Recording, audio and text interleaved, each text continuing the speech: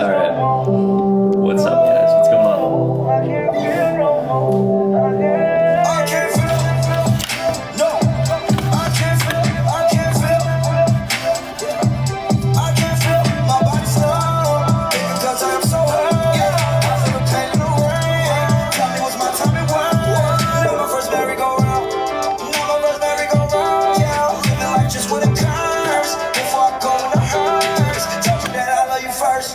Told you that I love you first. Nowadays I gotta swerve. Yeah, I took you out of the first. Back then I saw no one but you. Gave you my racks and I splurged. Calling my phone and I could. You hope this song really don't hurt you. Tonight I flirt. I might get a rush. And you didn't come here for me. Let's talk Double about tap screen, we'll let a Trump supporter up, and then after this, I'll probably go live on Twitch. I know I'm supposed to be live on Twitch right now, but I'm not. I love you. It's good to see everyone. I would have been playing. You would have put me on. You ain't say, oh, I'm coming this day, I'm coming this day. You sit here and tell me one thing, and you always do another. Because let me know. Let me tell you why. Because you're not a man of your word. That's the reason why. So let's talk about it. Oh, you come here for nothing. No, you came here for whatever you came here for. So whatever. You have no type of communication at all. So get up on my time, man. Talk to me nice, talk to me nice, talk to me nice. No, I'm gon' ball, yeah. No way I can fall, yeah. They predict the next fall, yeah. Look at them like, oh, yeah. Talk to me nice, talk to me nice, talk to me nice. Don't talk to me at all, yeah. On the way, one call, yeah. Count it up and it's all, yeah. Water hitting look like small tears. Try to talk to me nice, talk to me nice. I say it once, I won't say it twice. Okay, might say it twice, because I'm kinda high.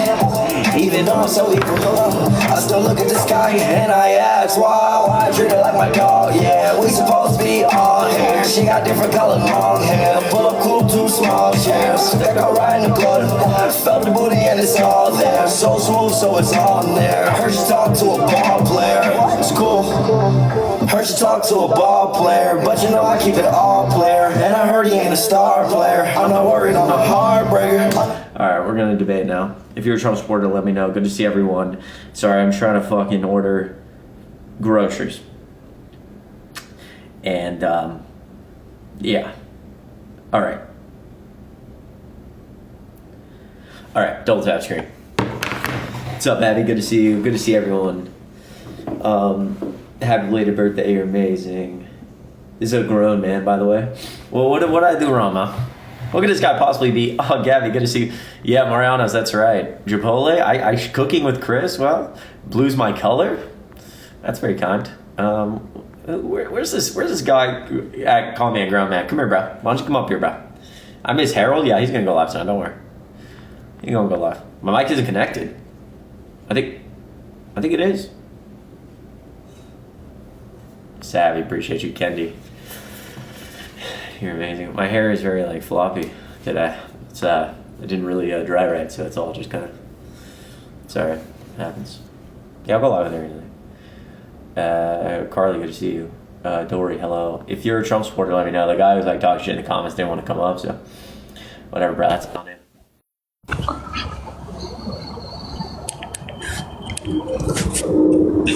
Hey, what's going on? I can't hear your audio. Maybe my mic isn't connected. There it is. Hold up. Hold up. Hello? What's going on? Wait, hold on. Something is wrong. Sorry, mister. Hold on.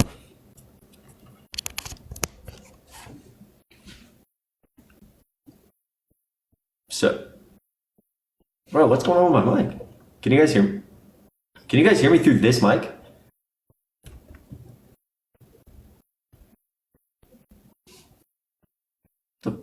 What the hell?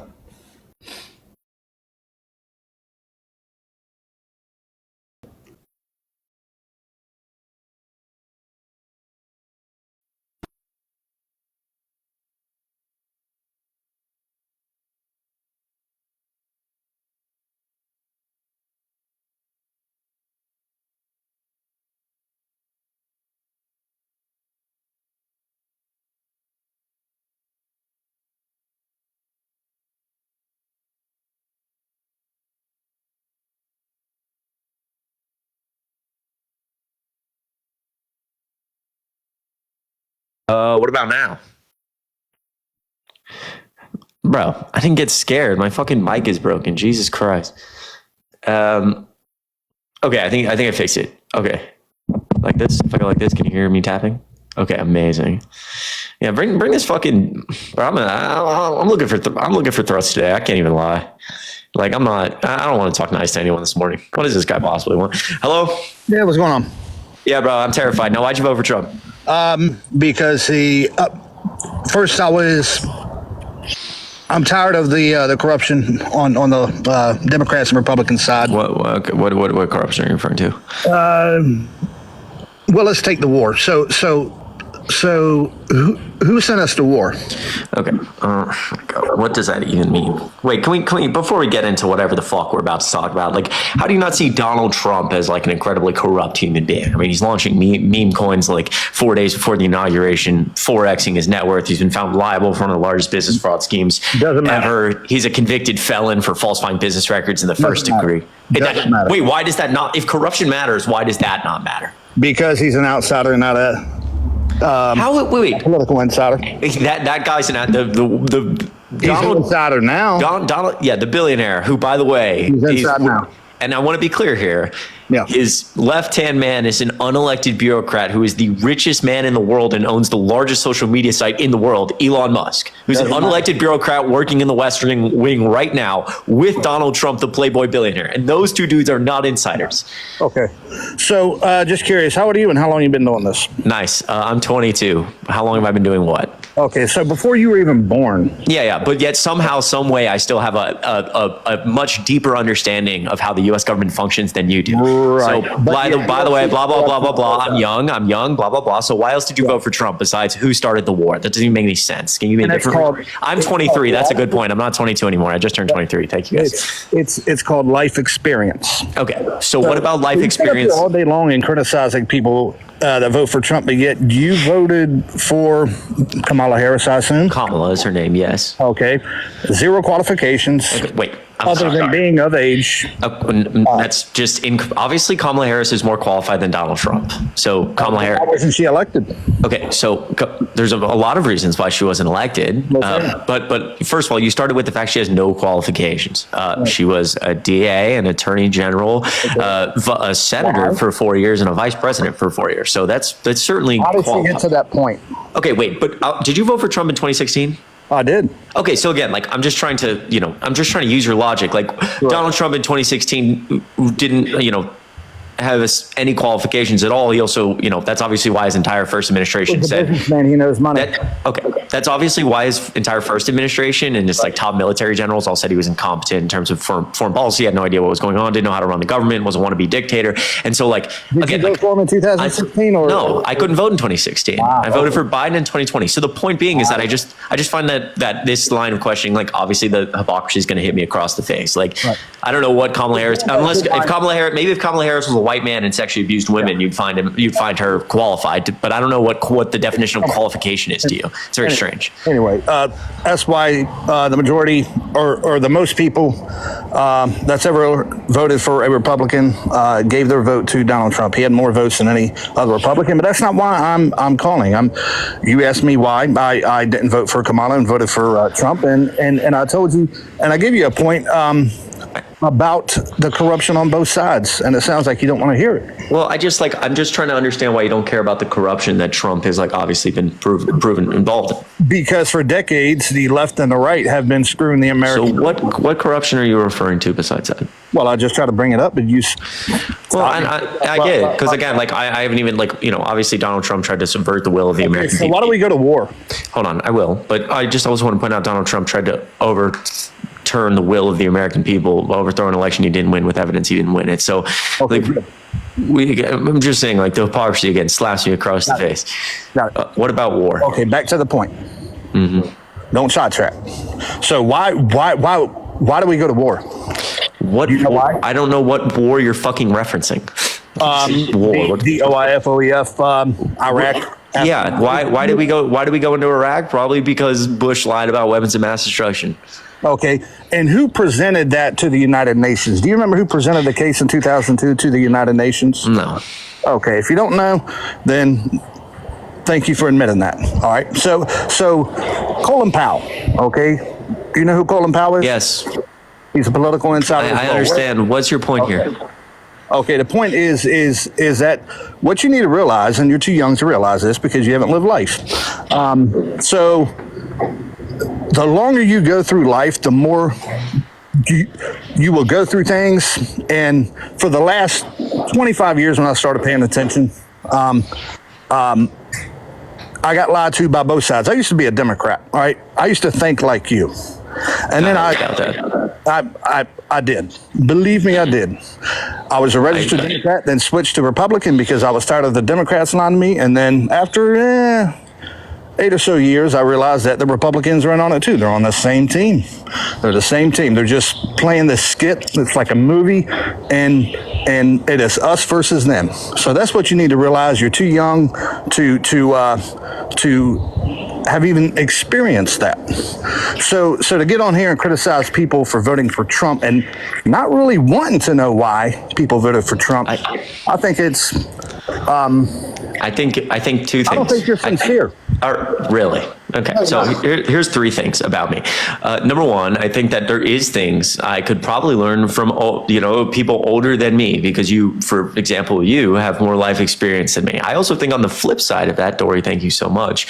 On the flip side of that, there's things that you could learn from my generation about our experiences growing up in America that were probably much different than yours. That gives us a little bit of a different perspective. Number two, I don't get up here. First of all, I know a lot of people and spend time with a lot of people who voted for Trump, including members of my extended family or friends from high school or whatever. I think you misunderstand me because you don't know who I am. I have a deep understanding of why people vote for Trump. In fact, that's a lot of the reason why I do what I do up here all the time, is because I want so badly to understand. And I'd say I'm about 98% of the way there. In fact, when you start to asking me why do we go to war, it's very simple. A bunch of people in America that are older than me got, watched 9/11 happen, got sent to Iraq, came back, all their friends were dead. They looked around, they said, what the fuck, why did I do that? The American government said, oh, we're sorry, we lied about weapons of mass destruction. Their lives were ruined, they moved on. In 2008, their adjustable rate mortgage exploded and big banks fucked them over. They felt like the American government didn't care, didn't do anything about it. And so for so long in America, for a variety of different reasons, the government didn't listen to a lot of the people who felt unheard for so long. And then Trump comes along and takes advantage of that. It makes sense why people would feel this way, why they would feel like they can't trust any politician, but it doesn't make it logical. Trump, then, the greatest con man of all time,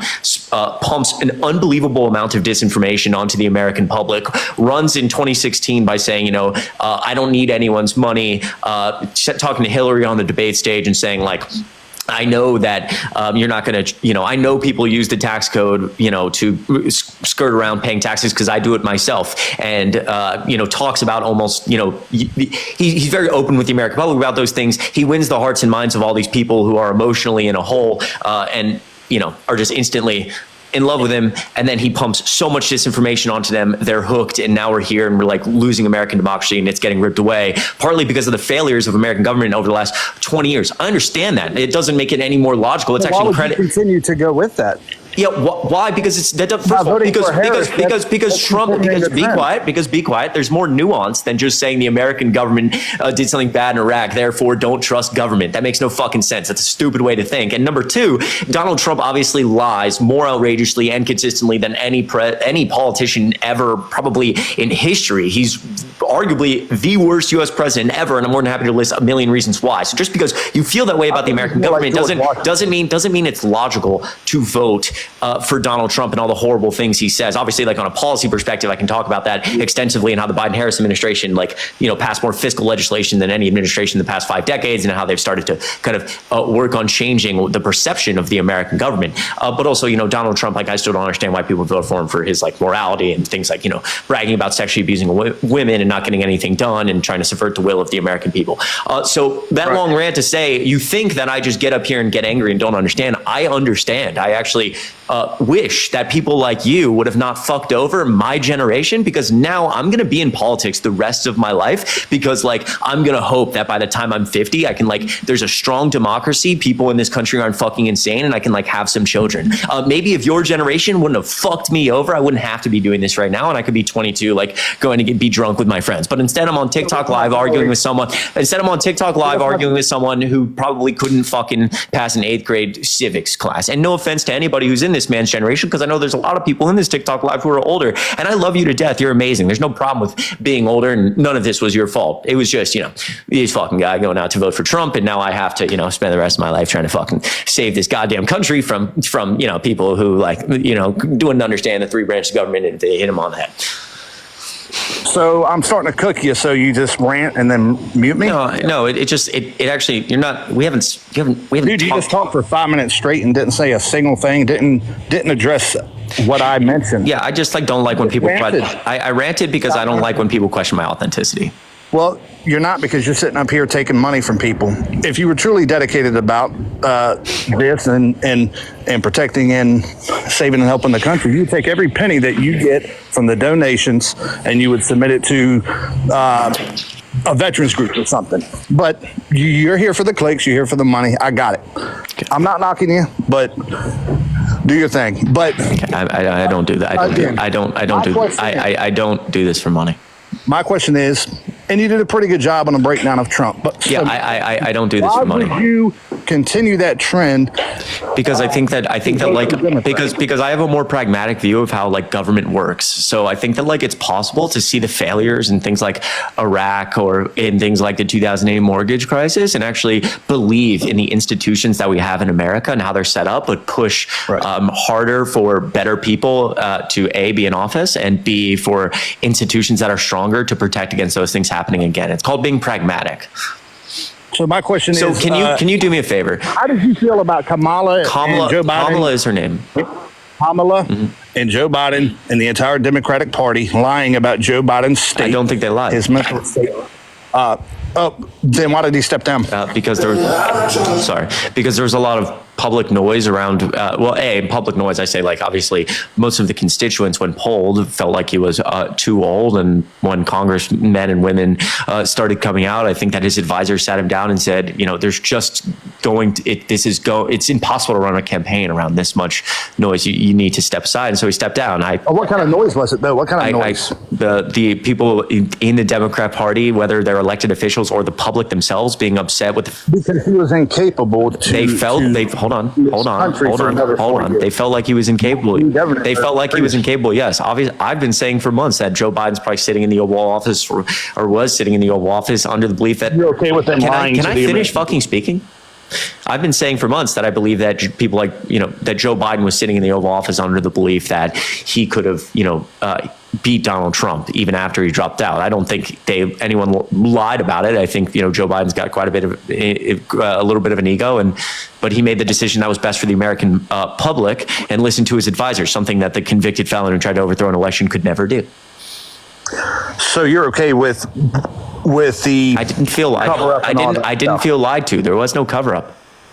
Oh my God! It came out for years saying that he is as smart as he's ever been. That dude was well, I can't say it because this is TikTok. I didn't think there was a cover up. And the Democratic Party and the media too, lied about. I just disagree with you. On top of that, the media and the government lied about COVID, the origins of COVID. All right. Do you agree with that? No. So let's first of all, where did COVID come from? So let's go. Wait, hold on. Can I speak? Yeah. So going back again, obviously I'm also I understand that even amongst Democrats at the time after the debate, I was in like a minority in pushing for Joe Biden to not drop out. I also understand now that like my understanding of like the political atmosphere at that time was wrong. And I'm glad that I understand that now.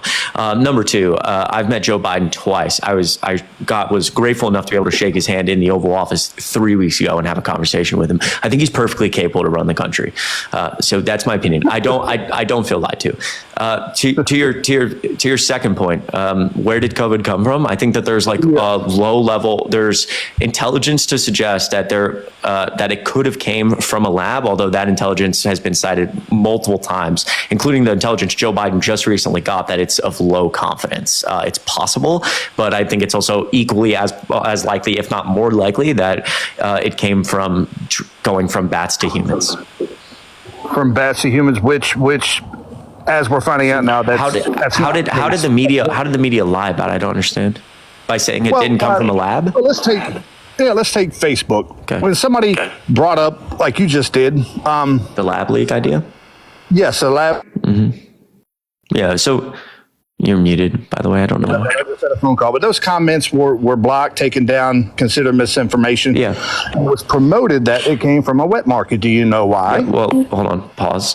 I just still want to point out that, like, you know, even after time has passed and we've been able to, you know, understand more fully where COVID-19 came from, it's still, the intelligence reports we've gotten have still been incredibly low confidence about the idea that it came from a lab. So if you were pushing at that time with no evidence that it came from a lab, that is still misinformation. And even to say with any type of full confidence that it came from a lab right now is just not, it's just, there's no accuracy 100%. Around that. So I don't know why you're upset about private companies taking things down for misinformation.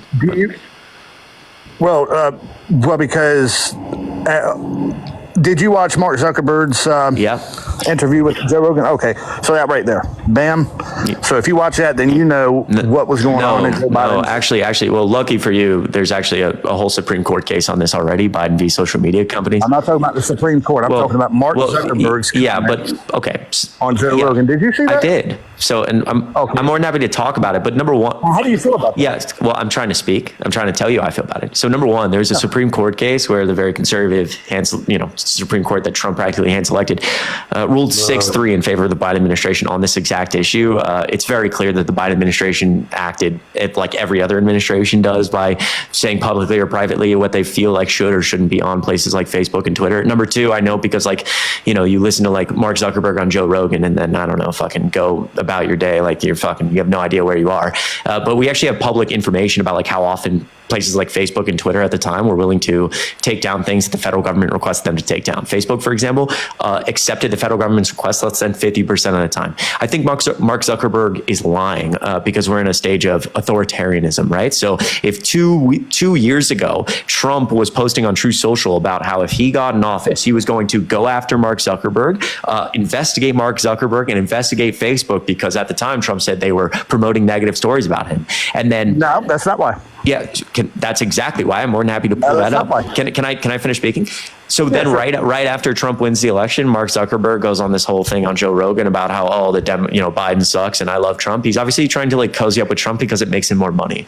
Again, the same people, it's very clear to me how your like emotional feelings around, which makes sense, around how the US government lies, then leads you to get in bed with the two richest men in the world, in Elon Musk, Mark Zuckerberg, and you believe every word the billionaire owner of Facebook says. You're a fucking idiot. I don't. Then why would you believe anything he says on fucking Joe Rogan with no evidence, by the way?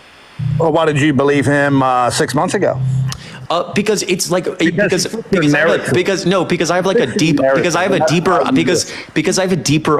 I can put like multiple pieces of information together and draw a conclusion from it. So if Trump has a tendency to talk about how he's going to use the office of the presidency to go after people with things like the Department of Justice, for example, yes, right, which great. is that's authoritarianism, by the way, a really inappropriate use of the presidency. Then obviously it would make sense. Obviously it would make sense for companies' bottom lines like Facebook to not get in his way and praise him so that he doesn't investigate them.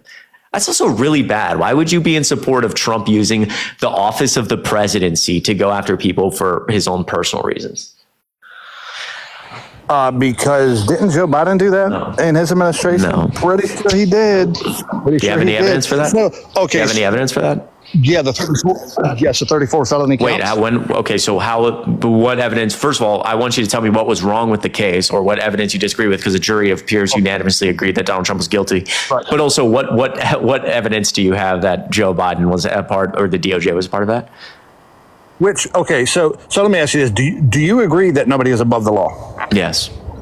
to include the president of the United States? Yes. Are you gonna? Can you answer the question I just asked? What was wrong with the 34 felony case? Why did he not get charged in any punishment at all? Can you explain that? Who?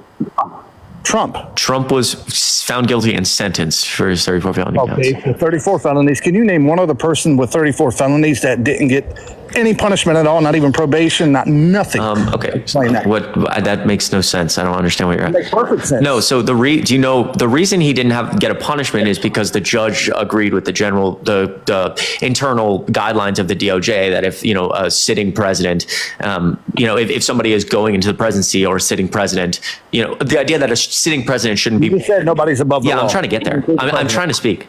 A sitting president shouldn't be prosecuted, and a judge would cite, after reading that, he believed that putting punishments on Trump would go against DOJ internal ideas around this, and not give him the ability to follow through with what he needs to do as president of the United States. That's just we're in pretty new times in terms of understanding what the intention of this is, because usually people don't vote for fucking. Which is why Trump got elected.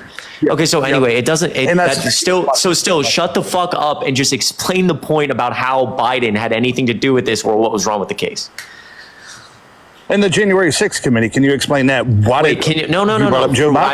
more than happy to talk about. I'm more than happy to talk about those things. I'm more than happy to talk about those things. Can you tell me what about the 34 felony case had anything to do with Biden's DOJ or what was wrong with it? Because do you have any evidence at all? Because I do want to point out, when I'm talking about Trump using these things, Trump actively said out loud in February. Trump actively said out loud in. Can I speak? Trump actively said in February of 2020. Well, I just want to point this out before you speak. That Trump said in February of 2023 that if he were to get in the office, that Mark Milley committed treason, and that treason could be at some points punishable by all caps death. So again, when we're talking about a president using the presidency inappropriately, you could not give me an example anywhere close to that for Biden or Harris. Now, please give me evidence that Trump's 34 felony count case was wrong or Biden used his DOJ. Didn't one of Biden's DOJs go down and assist him? Someone at the Department of Justice took a job. Yes. A federal case was tried in a state. Can you explain that? I'm sorry. What the fuck did you just say? So what did Trump do wrong? Dude, tell me that. I don't think you know. See, this is part of my problem. Clearly you don't understand anything about the case, and you just say it's fake. God! Follow the conversation, dude. Follow the conversation. Stop. Wait. I keep trying to press you on these points. So the first point.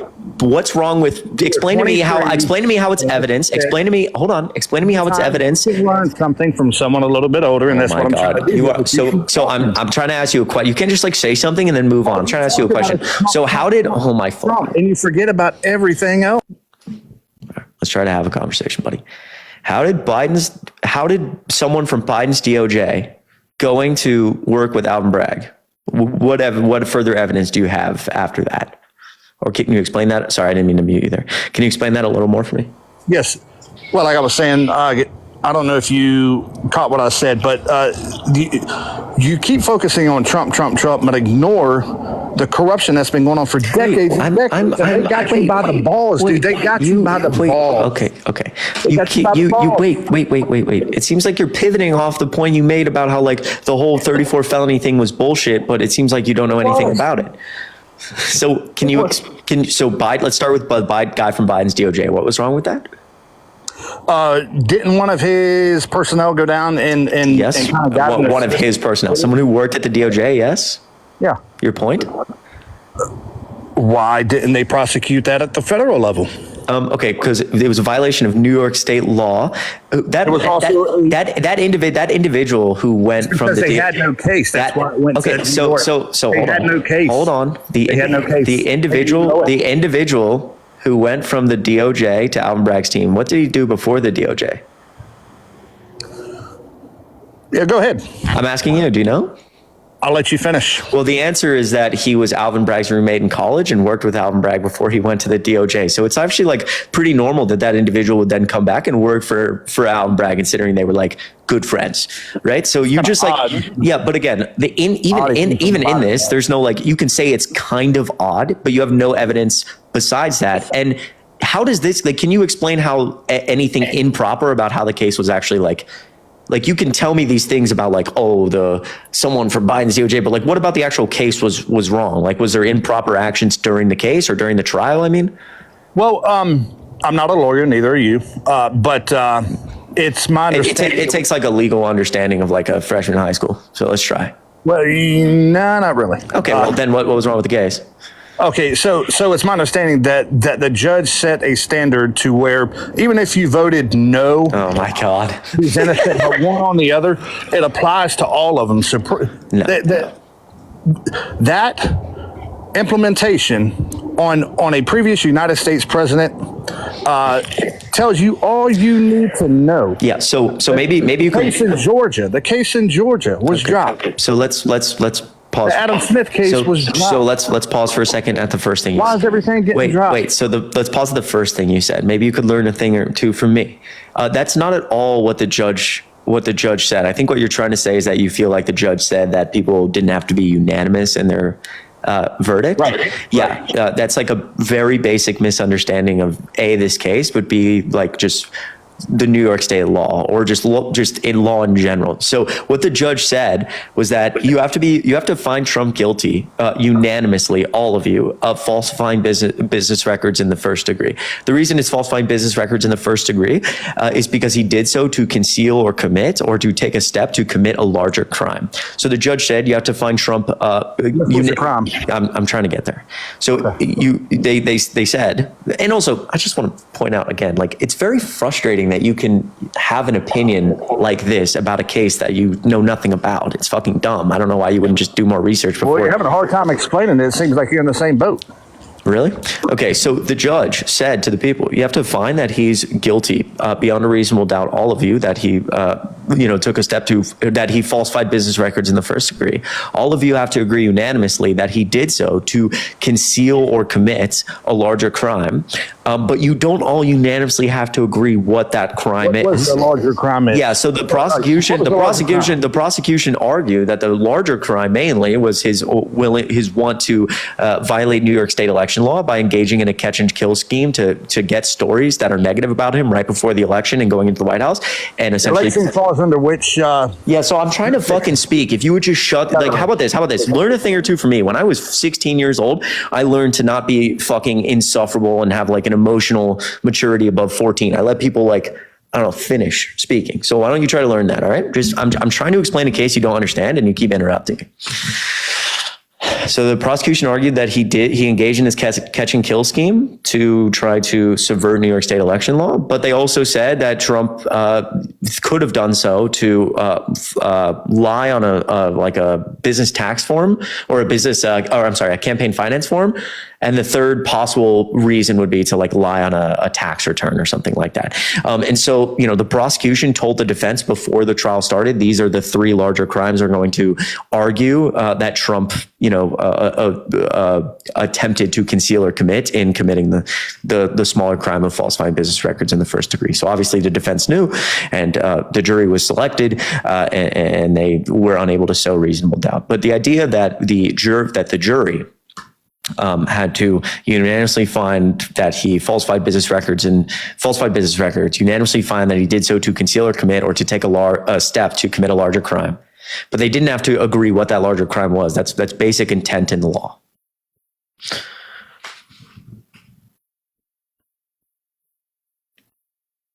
Yeah, I was muted there. Okay. Should that standard also be applied to Joe Biden and his dealings in Burisma? What dealings were there with Joe Biden and Burisma? Oh my God.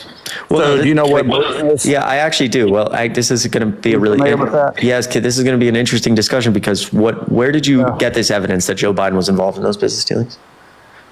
Text messages. From what committee?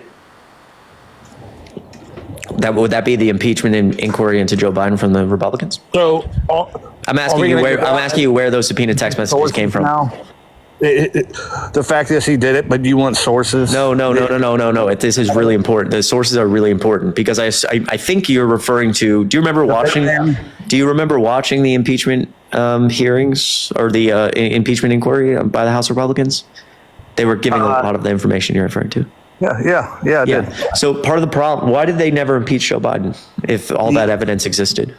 Because going back to what I said, both sides are on the same team. It would actually be because it would actually be because the House Republicans, like James Comer, who said like we have these star witnesses who are here with evidence, giving us evidence that show that Joe Biden was involved in these business dealings.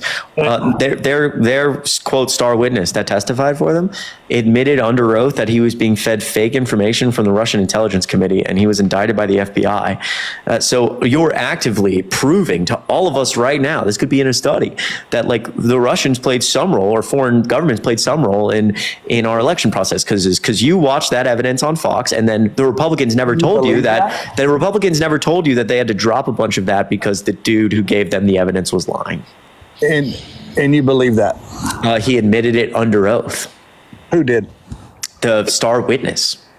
And you believe that? Follow the conversation. And yes, you believe that? I do believe that. So do you remember the female? I forgot her name. She was brought to a congressional hearing where she, under oath, stated that during January 6th, Trump reached in the front. Cassidy Hutchinson, yes. Yep, and grabbed the steering wheel and all this stuff. Let's go back to the Capitol. Never happened under oath. What happened to her? Nothing. You know why? Because it's all a effing game. I don't think. And they're on the same team. That's what your young self does. I don't think Cassidy Hutchinson about 20 or so years after you are tired of getting lied to and provided misinformation, you will then start to understand. You will then start to understand what I'm saying, and then you'll see that it is us versus them. Okay. And that's what you need to learn. Okay. So if I can accept that I need to, like I have some maturing to do. Can you accept that like you're engaging in things that you don't understand, like saying, the 34 felony counts were just like all bullshit and you clearly had no understanding of how that case worked? Can you just admit that? No, I have no clue how it works, and neither do you, and neither. Okay, so then pause. If you have no clue how the case worked, why would you just automatically be like it's bullshit? It is bullshit. But how do you know if you have no idea how it works? Because because he didn't get charged with anything. He was charged and sentenced. He got no punishment at all. Zero. A bunch of people. You know what that did to the justice system? Oh my God! A bunch of people get convicted of felonies and don't really see that much punishment, if any at all. That happens all the time. What are you talking about? He was charged and he was sentenced. He was found guilty beyond a reasonable doubt. The world is laughing at us. Yeah, but because we voted for because the man in the Oval Office is... The adults are back. What? Can you name a piece of legislation Trump passed in his first term that you liked? Wow.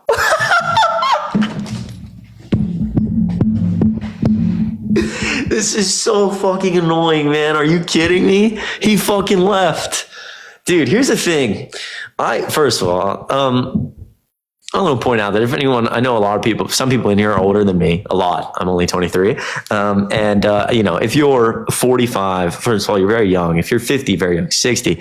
But you didn't do anything, I didn't mean to say like your generation fucked me over. I appreciate the people who are older than me or a different generation than me being on my team. It means a lot. I love you. You're the best. I never mean to call anybody old.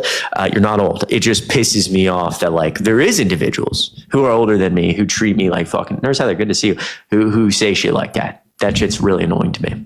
Because there actually is a lot of things I can learn from older individuals. I spent a long time on here listening to All the While last night, 30, 35 maybe. Dude's got so much to learn from him. My father is somebody who I look up to so much to learn from. Do you know how different I'm going to be in 3 years? I'm going to mature quite a bit. A lot of my viewpoints will probably change. I'm not going to listen to the fucking guy that like his last two brain cells are fucking just barely rubbing together, trying to form fucking. I don't even know how that dude brushes his teeth in the morning, bro. I'm sorry. I'm gonna be a douchebag today. I'm fucking pissed. I'm tired of this. I'm tired of this shit, dude. I cannot. If someone wants to come up here and contest that the fucking falsifying business records in the first degree, the fucking New York State criminal case was bullshit, and they want to give me like an actual argument, like understand the legal system in a very basic way. I don't have a deep understanding of the legal system, but like, it's so annoying when people just want to call bullshit. And then I'm like, why? And they just have no idea what's going on. Like, they don't even know. They don't even know what he's charged with. I'm like, dude, I'm the one who needs to learn and grow up. I'm like, it sounds like you need to grow up. What type of fucking grown person comes to a conclusion without evidence? I learned that shit in like 6th grade. I learned that shit about like, especially like Comp 101.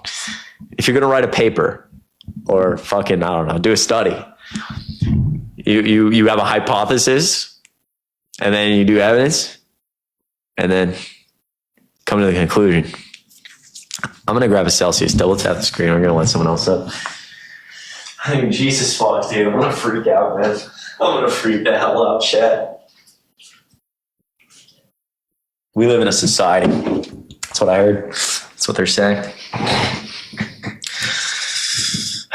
Oh my God. Okay, I can do it. I have to order groceries. I actually have to. Fuck. God damn it, chat. God damn it, chat. God damn it, chat. Samantha, $5 on PayPal. Pretty sure this guy has no experience in letting anyone finish. Oh. There tends to be that crowd, you know, I hate generalizations. I do. But the one thing I've consistently contested, first of all, W's in the chat for Samantha. There does happen to be a group of individuals who always tend to have the same hallmarks. They're between the ages of 40 and 55. They're straight white males who are really angry because their wife divorced them because they don't know how to like process hard feelings. So like, they get like super angry, or they have anxiety and then they push it all down and they project it as anger. So their wife's tired of them and they like, you know, are insecure about their small penis or something. And they all always have those several hallmarks divorced, and they know way too much about young men on the internet, like me, Harry Parker, or Dean. Like they'll come up here and be like, why did you leave AT&T? I'm like, why do you know that I worked at AT&T? That's very like, who are you, bro? And they're always so angry. They're just so mad about life. I'm like, dude, relax, champ. Therapy's a good thing. It's actually good. That's what I heard. Okay, if you're a Trump supporter, let me know.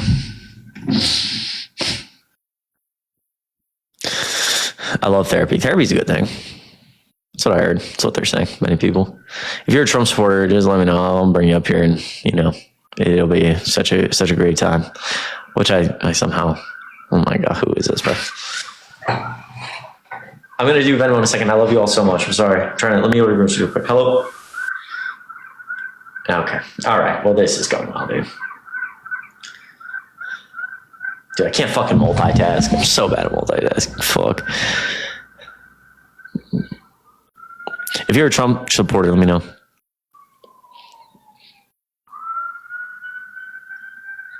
Hey, Chrissy. John, come up here, bro. I'm glad Trump's back in office, invited you. If you're a Trump supporter, yeah, my Cash App unfortunately got banned. That happens. But I appreciate you so much. Yo, Aiden, good to see you. Give me 1 second.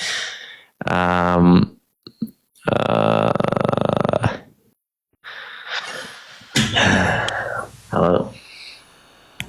Hey, can you hear me? I can. How old are you? I am 20. Okay. Have we talked before? We have. I don't know if you remember me, but I've talked to you and Harry and Parker. It was a while back, though. It was before the election. Okay. So talk to me. Why'd you vote for Trump? So, are you fine talking about like foreign policy? Yep. Okay. Yeah. So, you see, my issue with the Democratic Party is globalism. Because for so long now, they've told us that they were the party of the people, they were the party of human rights. and they were a party of justice, and they told us they stood for the weak, the oppressed, and they said if you care about dignity, if you care about freedom, you have to be a Democrat. And we were told for years that Republicans were actually the ones who were warmongers, and that conservatives were the ones that didn't care about the suffering of others, and I think it's the Democrats who are the ones that have been destroying entire nations. They've been the ones supporting G-sides. Like you see the situation in Gaza right now, right? The fact that the Biden administration has been, supplying weapons to unalive millions of innocent people in Gaza. I'm not too sure. Are you familiar with the situation in Bangladesh? Really quickly. You did vote for Trump, right? Yes, I did. Okay. I'm not probably not as informed on the situation in Bangladesh as you are. Go ahead. Yeah. So, you've probably heard a lot about Ukraine. You've definitely heard a lot about Gaza. And not a lot of people have heard about what's happening in Bangladesh. And, it's not their fault. It's because the people who control our media, they control our politicians, they control our foreign policy, and they don't want, people to know that one of the world's largest G-sides is actually happening there right now. Hindus and Christians are being slaughtered in Bangladesh. And it's happening because of what Democratic Party did, what the U.S. State Department did under Joe Biden. They had a prime minister called Sheikh Hasina. She was, she was the prime minister of Bangladesh for a very long time. She was actually reforming the country, and the country was developing, under her leadership. Essentially the U.S. government had a role in overthrowing her administration because she refused to let George Soros-backed NGOs take control of her country. She refused to let Biden dictate how her country should be run. And she refused to be another puppet in the globalist agenda. And that was unacceptable to the Democrats. And I see this more as an example of what the Democrats have done. For example, in countries like Libya, right? Like you remember, how they sold it to us, right? Like Hillary Clinton or Barack Obama, Joe Biden, all of them told us that we had to stop Gaddafi. They told us that it was about protecting the Libyan people. They promised that once Gaddafi was gone, Libya would be a free country. And then what happened? It fell into complete chaos. Like the way that Bangladesh has, completely fallen into chaos. They have a caretaker. He's not even a prime minister. He's their caretaker. His name is Mohammed Yunus. He's essentially an Islamist, and he is allowing for the persecution of religious minorities in that country. And it's descended into complete chaos. You look at Syria as another example, right? Obama and Biden told us that we had to support the moderate rebels in Syria. They armed these rebels, they trained them, and who did those rebels turn out to be? ISIS. And that's like, their solution is, their solution is a literal T organization that's, gotten out of complete control. And this is a pattern now. You have Afghanistan, right? For 20 years, American troops, have fought and died in Afghanistan. And I really appreciate, I'll say one thing. I'll give credit where credit's due. I really appreciate Joe Biden, pulling American troops, the American military out of Afghanistan, because a lot of the times, former presidents, Trump, Obama, George W. Bush had promised to pull out of Afghanistan. And I really appreciate that Biden, was the one that actually withheld, that promise. But the fact of the matter is that for 20 years, American troops have been fighting and dying there. And the fact of the matter is that, I think even in the military pullout of Afghanistan, I think he handed the entire country over to the Taliban overnight. So I don't know, man. I think it's a pattern of foreign policy blunder. And if all of that is your standpoint, then you voted for Trump because I think he's going to magically make all of that better. So recently, and you can look this up, Trump put out something on his Truth Social, I think it was in October, where he actually acknowledged the persecution of minorities in Bangladesh. And he was actually the first American former president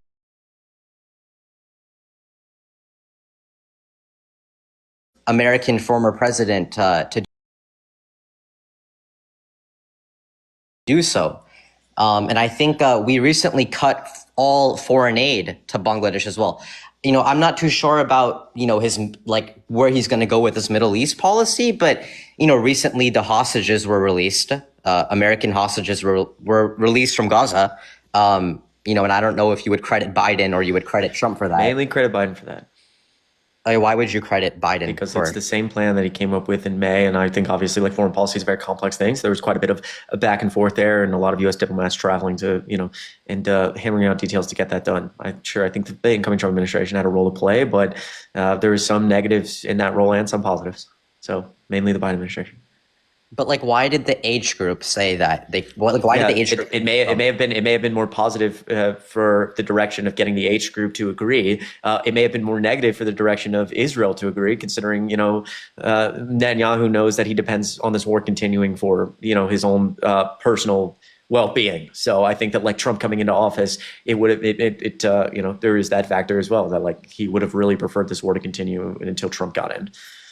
Right. And I agree with you, because that's my problem. Okay, sorry, go ahead. I just don't understand in all that if, like we have obviously like Trump's entire first administration said he was completely incompetent when it came to foreign policy. I think it clearly like alienated us around the world. And I think that several of the situations you're referring to, like, I don't think it's Biden's fault that the Afghan government and the democracy building that we did over 25 fucking years fell apart in 6 hours. I think there's a much longer, more complex answer to that question, including, the corrupt government that we started setting up in the Middle East under Bush and why we did it.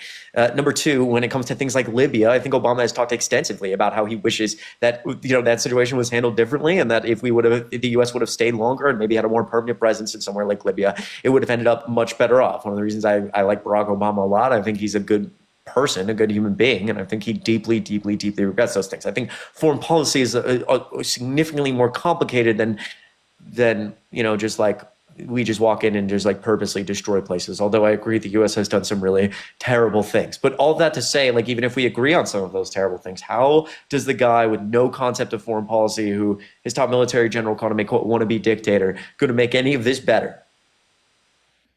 I mean, because it sounds like in his first week, all he's done is called the Danish prime minister and say, I'm coming to take Greenland. And now France is putting troops in Greenland and vowing to protect it. So we're off to a really strong start in terms of like not the whole like anti-globalism thing. We're threatening to invade our strongest NATO allies. Right.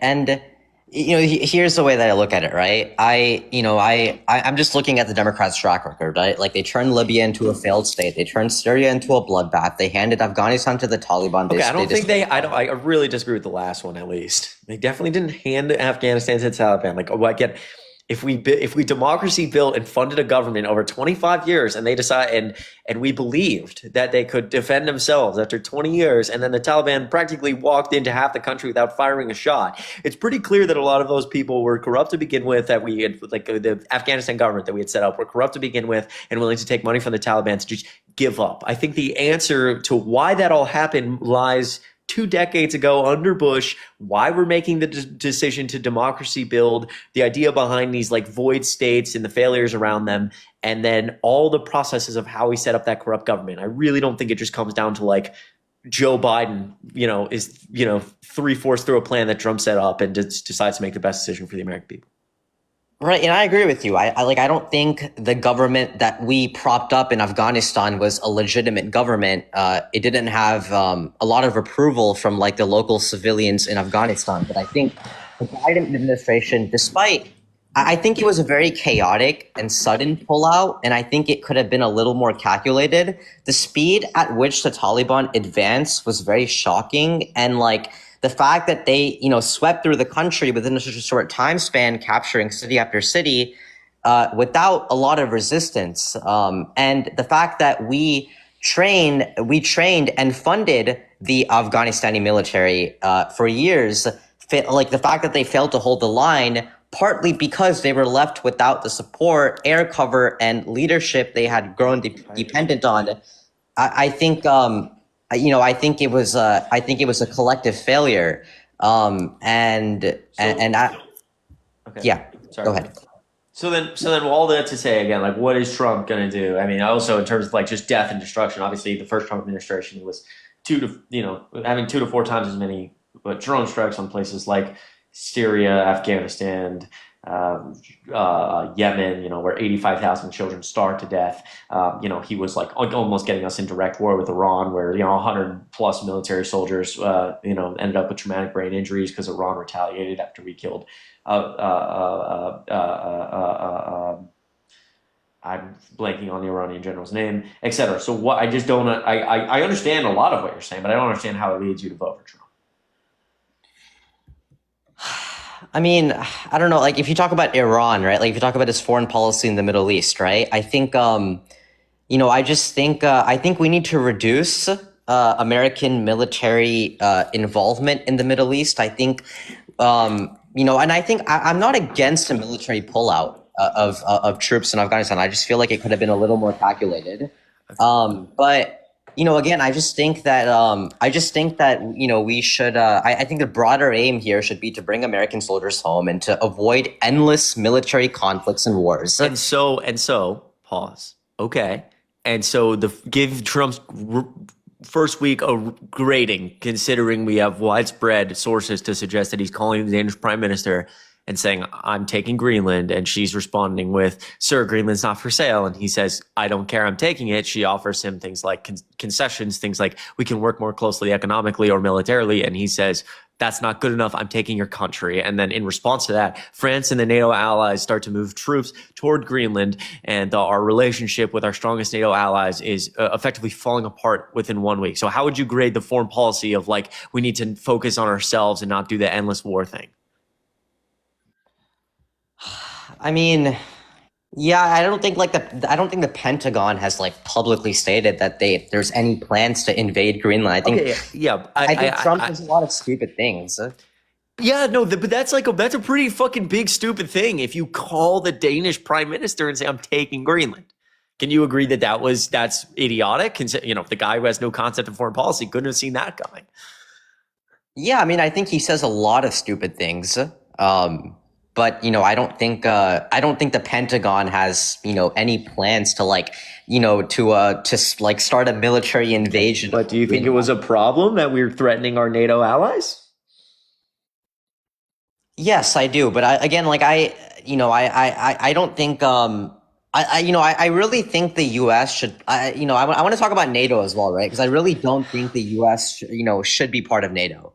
Okay, wait, hold on. Before we go there, just for a second, you also do you agree that Trump tried to overthrow the 2020 election with evidence he didn't win it? Yes, I do. And you still voted for him? Yes, I did. Why was that? Wait, why was that not a deal breaker? Because I wasn't. I feel like if Joe Biden would have run. I wasn't really I wasn't happy about Kamala Harris being the nominee.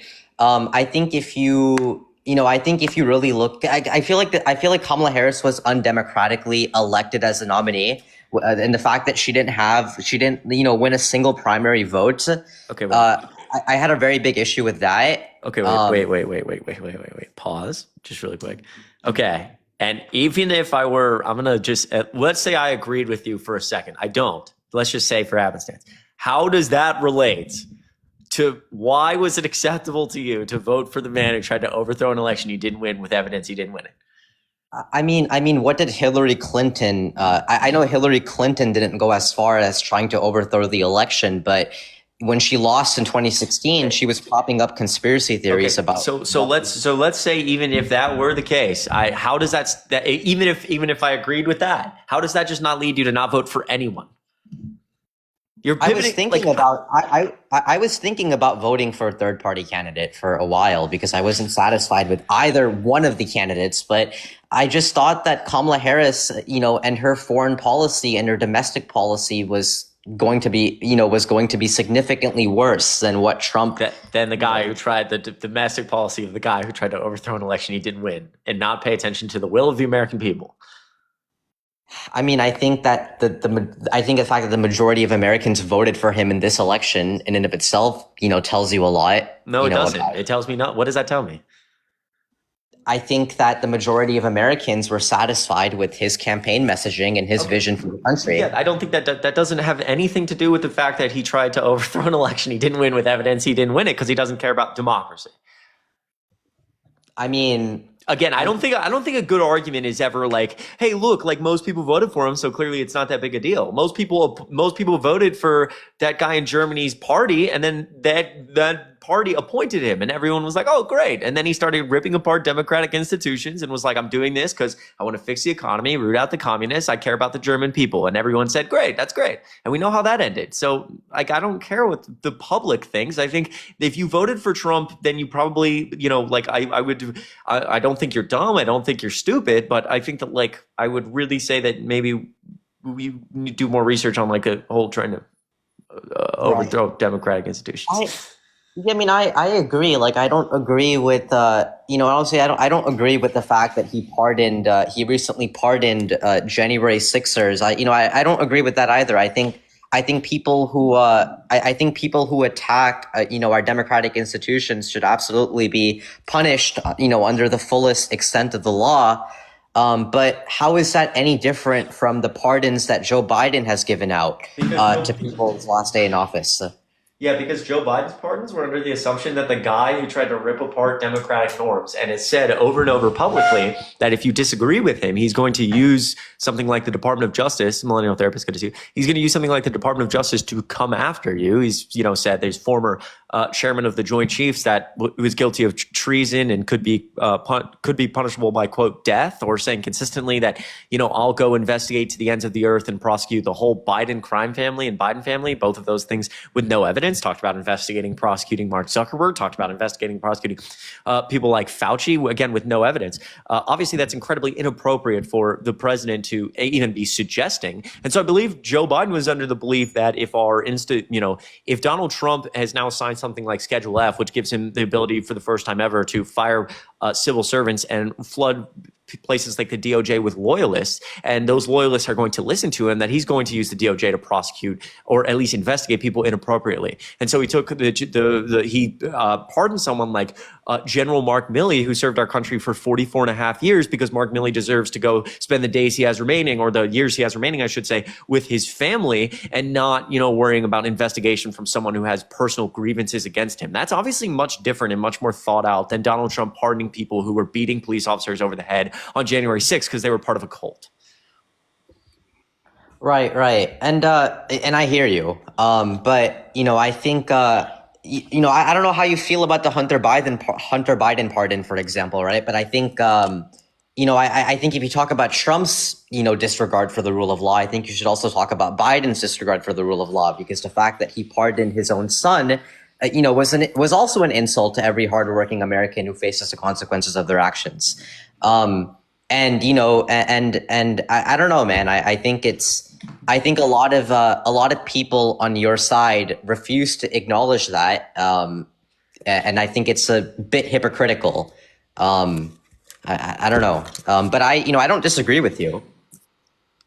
Okay, fair. I feel less strongly in support of something like the Hunter Biden pardon, although I still understand it and still falls under some of the same reasons. Right. But I didn't love it as much as someone like, Harry Sisson's my best friend. I think Harry is certainly more supportive of the Hunter Biden pardon than me. That's fine. I think. Right. But again, I don't think that, I still don't think that, like, I still think there's a difference between thinking deeply about these things and showing a clear care for our government, our democratic institutions, and showing like a clear disregard for those things, which is Trump. Right. Many say, in fact, a smart man once said, I heard, that we live in a society. Right. Have you ever heard that before? It sounds familiar. We live in a society. V, I appreciate you being super respectful. I didn't mean to cut you off abruptly there, but if I don't focus on ordering groceries, I'm gonna never eat again. Can I actually get W's for V? It was actually kind. I appreciate you so much. There's literally no disrespect, brother. I'm gonna freak out if I don't. We gotta do cooking with Chris tonight on Twitch, I think. I'm gonna order like a quadrillion things, I think. Okay, let's go with this. Oh my! All right, double tap screen, everyone. We're gonna go with. We're gonna go to, as Gabby once said, Mariano's. We're gonna go with. I need. Oh my god! But they didn't have. Why the fuck does Chicago not be having like? Ugh, can y'all motherfuckers get a goddamn Kroger here, please? Like, this is absurdity. It's just it's criminal. Some say. Try my honest. Who cut your hair? I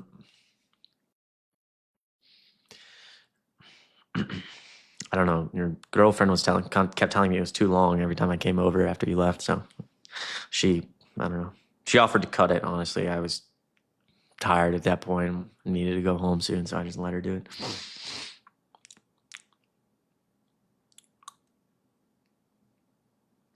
All right, double tap screen, all that Trump support up here. And why does Mariano only have 90-10 fucking ground beef, dude? Can I get some like 93-7 maybe? We live in a society. That's what I heard. That's what I heard. Good to see you, Nurse Heather. I'm gonna freak out, dude. I'm gonna freak out. Whatever. It doesn't matter. Doesn't fucking matter. Doesn't matter, chat. All right. My hair is also just not up today, so that's how it happens. We live in a society. Double tap the screen. I appreciate everyone being here. Give me 1 second here. Fuck.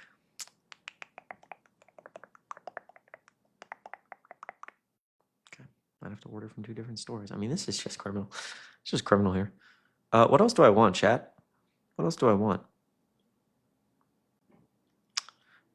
Some yogurt. That's what I heard. Gotta get to the gym tonight, dude. If I don't get to the gym, I'll lose my mind. If it's not like 6 months from now and I'm not like yoked, I'm gonna be pissed. I'm pissed. I'm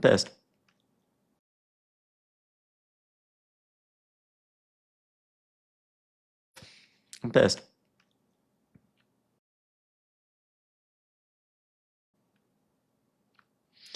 All right. Uncrustables. About that one. Ryan, protein, brother. Good to see you. Yep. I'm going some grass-fed ground beef. What a great thing. And I think I might get like a steak or two, you know? I think I might do it. Ow. Ready? It's not going to work well. It's criminal. It's criminal. Some uncured... double tap the screen. If you're Trump supporter, let me know. Check that. Yeah, I should check that. You guys are too kind. I appreciate you here. Please don't cook beef and eggs again. We are traumatized. Bree, what was wrong with my beef? I mean, people are just such haters. I'm just kidding. Bree, I love you. All right, real quick. Maggie, good to see you. Hey, King, hello. How are you? Hope you're doing well. $5 from Maggie means a lot. Seriously, thank you. I never take this for granted. W's in the chat. I do need kiwis. Shout out, Allie. Chelsea, thank you so much for $5. Good to see you. Chris, Prince Street Pizza, well-known slice shop in NYC, just opened in Chicago. Get a slice. Tell me how good it is. It's one of my faves. All right, deal, Chelsea. Deal. I'll do that. Chelsea, huge W's. I really appreciate that. Chris, Mariano's is Kroger. Stop the Chicago hate. Molly, good to see you. Don't think so. Instead of going to the grocery, I could get my car, drive 2.5 hours to some small town in Indiana, and go to the nearest Skyline Chili. God. And then I could crush a crate of cheese counties. If you know, you know. Molly, I really appreciate you. Oh my goodness. Catherine, thank you so much for $23 on that. It really goes a long way. Can I get W's in the chat? That's never something I take for granted. Happy birthday. We both just turned 23. There should be a website filled with information one should know before voting. If there isn't one? Catherine, can I get some happy birthdays for Catherine in the chat? Or happy belated? Taught me nice. That's right. Yeah, there should be. Maybe we can make one. Call it We live in a society.com. Katie, thank you so much for $10 on Venmo. First of all, Catherine, it really means the world. I appreciate the kind words. Katie, thank you so much. This is the worst time to have a January birthday. Oh, anyways, continued support us today. I mourn my last year in my 20s, and Donald's in office. Thanks for continuing to advocate. Katie, proud of you. I appreciate you so much for the kind words. We live in a society. One day at a time. I appreciate you, Katie. Thank you so much for $10. Suzanne, thank you so much for $10. From Dark Susie, thank you for dragging these MAGA morons. You said it, not me. You get some W's in for Susie. I appreciate you so much. Claire, thanks for a cent. Good to see you. You're up bright and early at the right time of 6 p.m. I'm kidding, but genuinely proud of you for trying to fix your sleep schedule. It's not easy, and at times it can take a mental toll, but you're amazing. You got this. Claire, I appreciate you. It's good to see you. That's right. It's I said I'm looking for blood this morning. It was like 3 p.m. Or no, it was like 4 p.m. It was good. Hannah, you always get the crazies every time. Good to see you. Thank you so much for $1. I appreciate you a lot. Chris, thank you so much for $5. This Gen Xer loves you, Chris. Thank you. I love you. You are amazing. Huge W's for Chris with a K. Monica, thank you so much for $1. I'm a therapist. Therapy is great. Thanks for keeping us informed. Monica, thank you for being a therapist. I love you. Therapy is great. Once a week, all the time. It's a good thing. Molly, thank you so much. $1. Can you please look at my birthday dono for you? I will, Molly. I love you. You're the best. Incredible. Thank you. Megan, thank you so much for $10 on Venmo. You guys are incredibly kind. Hang in there, Chris. We appreciate you. I work in HR in a manufacturing facility surrounded by the type of people who come into your lives for debates. It's exhausting biting my tongue all day, so thank you for saying what I don't get to at work. Oh my goodness. HR in a manufacturing facility. I'm proud of you, Megan. I appreciate the kind words a lot. Hang in there. Thank you for being here. It means a lot. Seriously, W. Sarah, oh my goodness, $30 on Venmo goes such a long way. Gentle parenting boomers with the patience of a saint. Can I get a million W's for Sarah? Seriously, that means a lot. It goes a long way. You fucking rock. Thank you so much. Isabella, good to see you. I love you. Hope you had an excellent day. You're amazing. You're an amazing, handsome individual. Isabella, got a million W's in the chat. $10 goes a long way. It's good to see you. Wait, really quick. This person says they're not stupid. And okay, if you've grown up and you're not stupid, then come talk to me about why you voted for Trump, please. I invited you. Mac, thank you so much for $1. Good to see you. Hi, hope you're having a good day. I will follow on the Instagram. Yes, Mac, I got you. Thank you for reminding me. I promise. I got you. You're amazing. Amanda, thank you so much for $5. Did you get the 23 I sent at 3 a.m. right before you got off this morning? Oh my goodness. There it is, Amanda. Thank you so much for $23. I literally had just gotten off. And another 5 today. Can I get a million W's for Amanda? That means a lot. Sorry about that timing. You fucking rock. I appreciate you so much. Truly. It's never something I take for granted. You rock.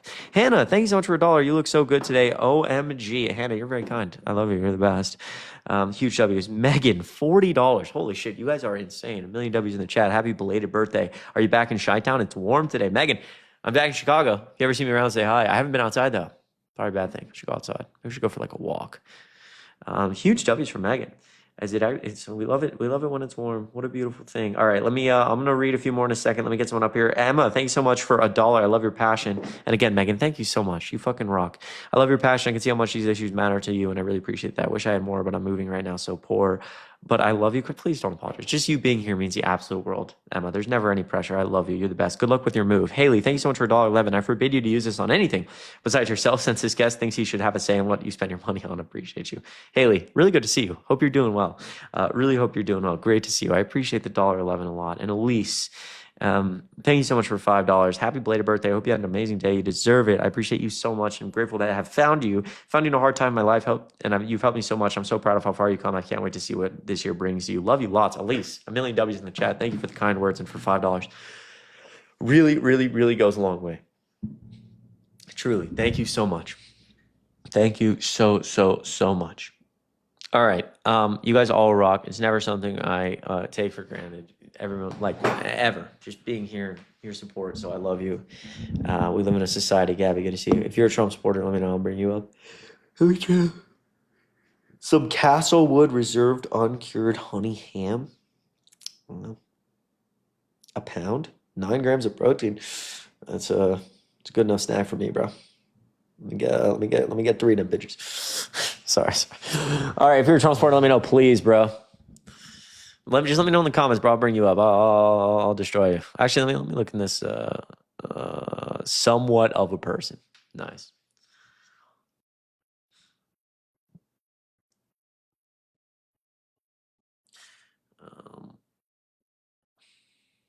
I'm gonna freak out. I should get some fucking potatoes, dude. I should air fry some fucking potatoes. Someone, if you, Aiden, I love you. Thank you for being here. I'm sorry. We try to get Aiden. I gotta get a few Trump supporters up here. Well, I know you're kind of a Trump supporter. We haven't talked in so long, bro. We gotta chat. I know. Aiden, let me try to get a few other people up here. I apologize, brother. Oh my gosh, Angela, thank you so much for $20 on PayPal. It really means a lot. Trump is insane. Our country is in trouble, huh? One day at a time. You fucking rock. I really appreciate you so much. I appreciate you so much. Truly, W's in the chat. Hello? Hello? Hi. You voted for Trump? Yeah, hi. Yes. Okay. Why'd you vote for Trump? So basically, Trump is or more specifically, Wait, the answer. whoa. What state you voted? Yeah, it's because I went to a British boarding school, but I am from Kentucky. Okay. So you voted in Kentucky. Yes. What time is it in Kentucky? The time now, let me just check real quick. It's 6:19. It literally is. Come on, bro. Again, you're on your phone, bro. You're on your phone. It cannot take that long to check the time in Kentucky, dude. Come on, bro. There's no way. There's no way, chat. There's no way.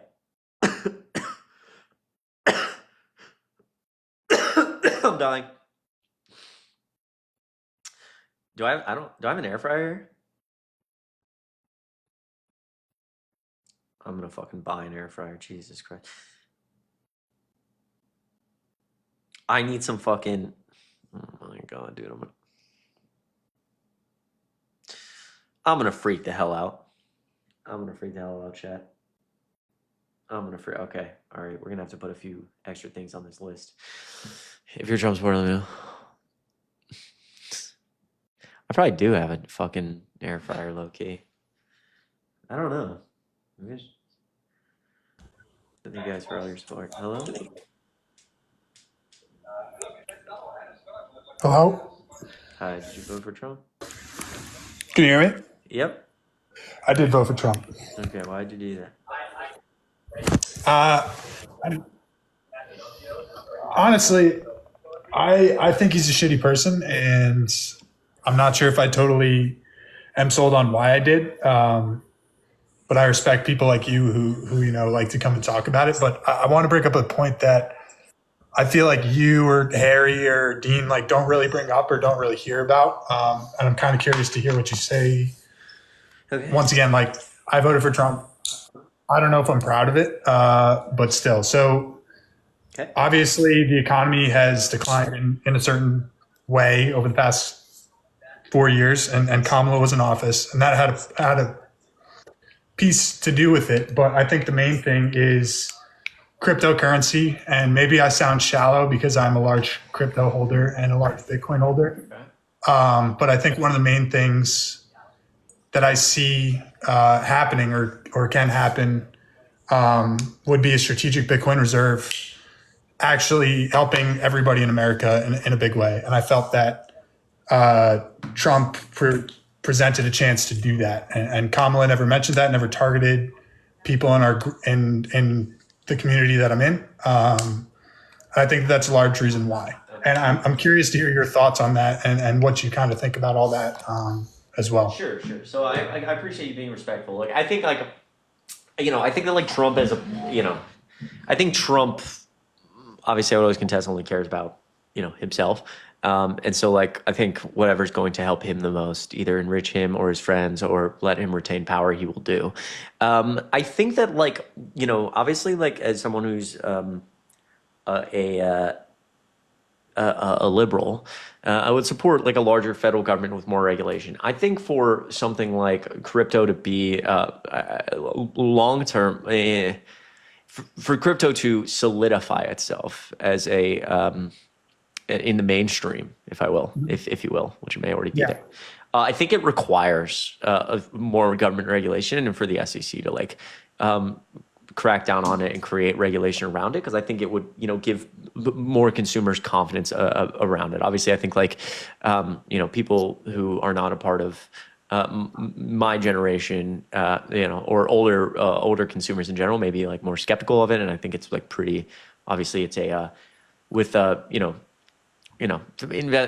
dollar cost averaging into something like Bitcoin is obviously like perfectly reasonable and Yeah. generally safe enough, although a lot more volatile. But as we see like pump and dumps become like very, So, very common and let me just be mainstream, clear. and a lot I'm of people. anti all other crypto but Bitcoin. Yeah, So and that's fair. I get that. I just think that again, I think it's going to take. I think in my opinion, although the crypto market would react very poorly at the time, it would be good for the government to step in and give consumers more confidence that they're not going to get involved with like a fucking pump and dump and get fucked.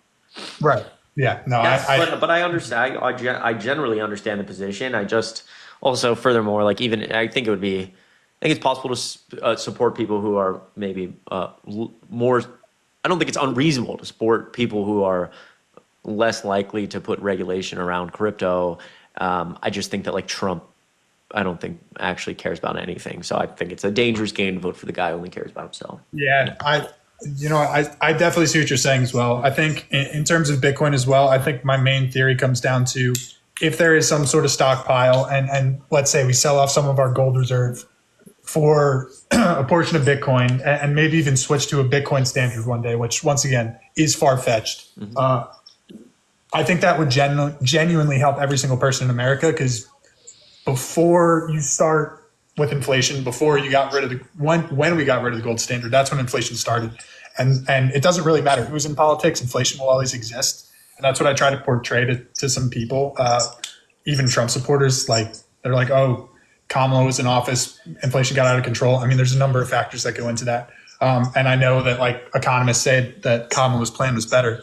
But those economists also think that Bitcoin isn't a real thing, which I had a hard time believing in saying. But yeah, I think that if you get rid of some of our gold, we buy Bitcoin, maybe even switch back to a gold standard or Bitcoin standard one day, it'll severely help the inflation cause. And I just didn't see any of that from the opposing side. So yeah, I don't know. I guess I just like to hear other people's No, thoughts. that makes sense. And look, like just purely on obviously, I think you've probably heard all of my other rants about what a terrible person Trump is and how I don't think the horrible things about it doesn't help that I was raised in a Catholic household where everybody was kind of pushing that on to me. Right, that's I'm fair. Catholic. I don't believe in everything that Catholicism presents. But I just believe it's a good way to live when it comes down to it. But at the end of the day, my belief is all about this.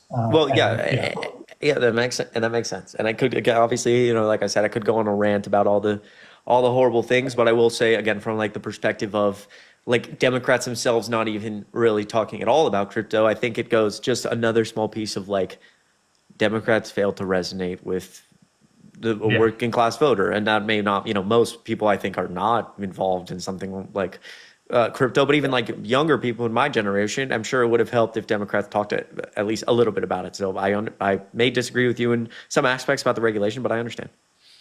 Yeah. All right, man. All right. Well, I appreciate you being respectful about it. Yeah. Sorry if I wasted some people's time. No, you didn't. You didn't. It was an interesting. No, you didn't. I appreciate you coming on. All right, man. Appreciate you. Thank you. All right. Yeah. Be safe. Doubles out here on. Okay, Chad. Hold on. I'm about to order groceries. I'm actually. Dude, I'm gonna freak the hell out. Okay, I'm gonna get a steak. I am. Never cooked a steak. It's a great time to try. You know what else I need? I think I need some more rice, bro. You can never have enough rice.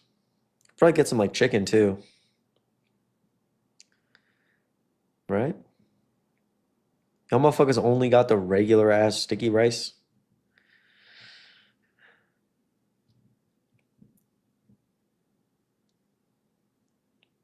Oh, they don't. They have regular Thai jasmine, basmati, and Thai lime and herb.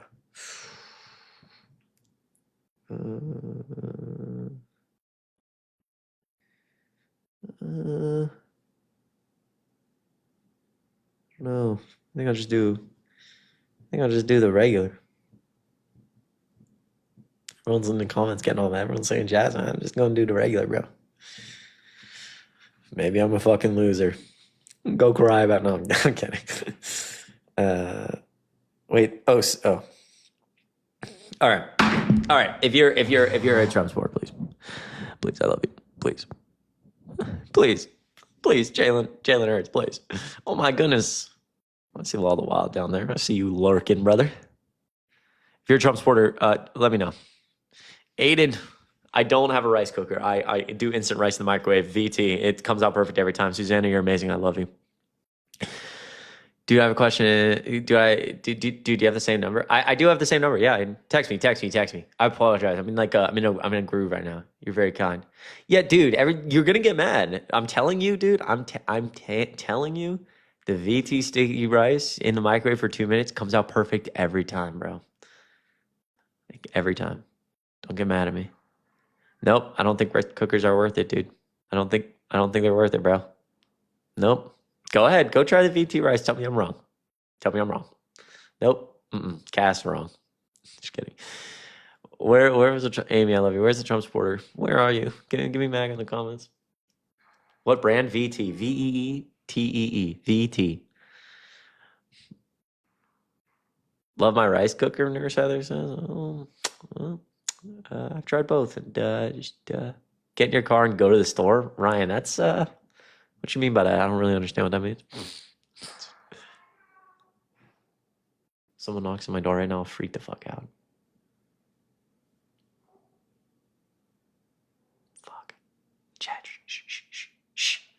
Instant rice has microplastics? Yeah, everything has fucking microplastics, dude. PFAS and microplastics are everywhere. This microphone, I'm probably ingested so many PFAS. So much PFAS. How do I like Chicago? I love it. Guys, if you go to the store, so 2019, that's right. Okay, if you're MAGA, please let me know, please. Please, I'm begging you, please. Please. Do I wash my rice? No. It's instant. The whole point is...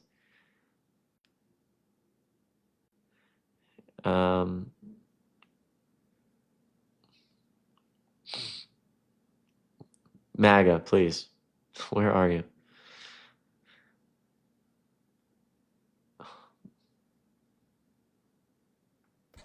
Hello? Well, Did you vote for Trump? yeah. Yeah, what's up, man? You have MAGA Mobile over here. I only Did you vote? All right. This guy has Yeah, I did. this guy has 500 kilobytes down right now, dude. His download speed's like 4. Hello? Mac, did you vote for Trump? Go Hawks. I'll take that on a sale of W's Mac. Yeah, I guess you're supposed to wash rice, but it's instant rice. Like, you don't. If you're a Trump supporter, please. Kayla, good to see you. How are you? Wait, no on what? No on what? Fucking microwaving rice? Dude, the VT rice comes out perfect every single time. I'm fucking telling you. I get it. I've done the rice cooker thing. Like, I get it. I understand. But I'm just telling you that, like, it's different shit, dude. Oh, he said go Hawks? Kayla, what the fuck's wrong? Excuse me. Born and raised in Atlanta. I'm just a LeBron fan, honestly. I am living in Chicago now. I don't think the Dems... If you're... It's a technical... If you're a Trump supporter, please let me know, bro. Yeah, you do. Hello. Hey, how's it going? Good, man. How are you? I'm doing pretty good. How about yourself? Good. Why'd you vote for Trump? I just hated, like, I have a bunch of liberal friends, and it just felt like every time I would talk about Trump or anything about him, I would just get hated no matter what. Like, I understand we have difference of opinions, but we ain't got to hate each other and fight about it. You know, we can talk respectfully. And that drove your vote to Trump? Well, if I can't simply ask you your opinion on something and talk about it without you yelling at me and calling me a racist. How many friends have you had this conversation with? Oh, I live in a very liberal town. Okay. And it just feels like every time I try to ask for their opinions, they just scream at me because I just don't fully agree with it. Like, if you don't understand something, you ask questions. But while I'm asking questions, don't call me a racist and a sexist because I don't understand it. Okay. So that's basically because I was kind of on the defense. I was like, well, I'm not saying Trump's the best person. I'm not saying morally he's good. Yeah, so let's try. Let's just like test. Let's just be super simple here. I understand what you're saying. Trump was found liable for sexually abusing a woman and said that he wouldn't have done it because, quote, she's not his type. And he was found liable for defaming that woman twice because he went on his own social media site at like 3 a.m. and posted like 100 times an hour about how she was gross, disgusting, looked like shit, and all these like horrible lies about her. So you would agree that that's like really, really disgusting, horrible, and wrong. Yeah, I'm not saying he's the greatest person. Okay. I'm not defending a lot of his actions, but he's also a billionaire, I mean, there's plenty of other things that are wrong with the other side also. Okay, okay. But like maybe we could, maybe you could try to like denounce sexual abuse and rape without like the whole butt at the end,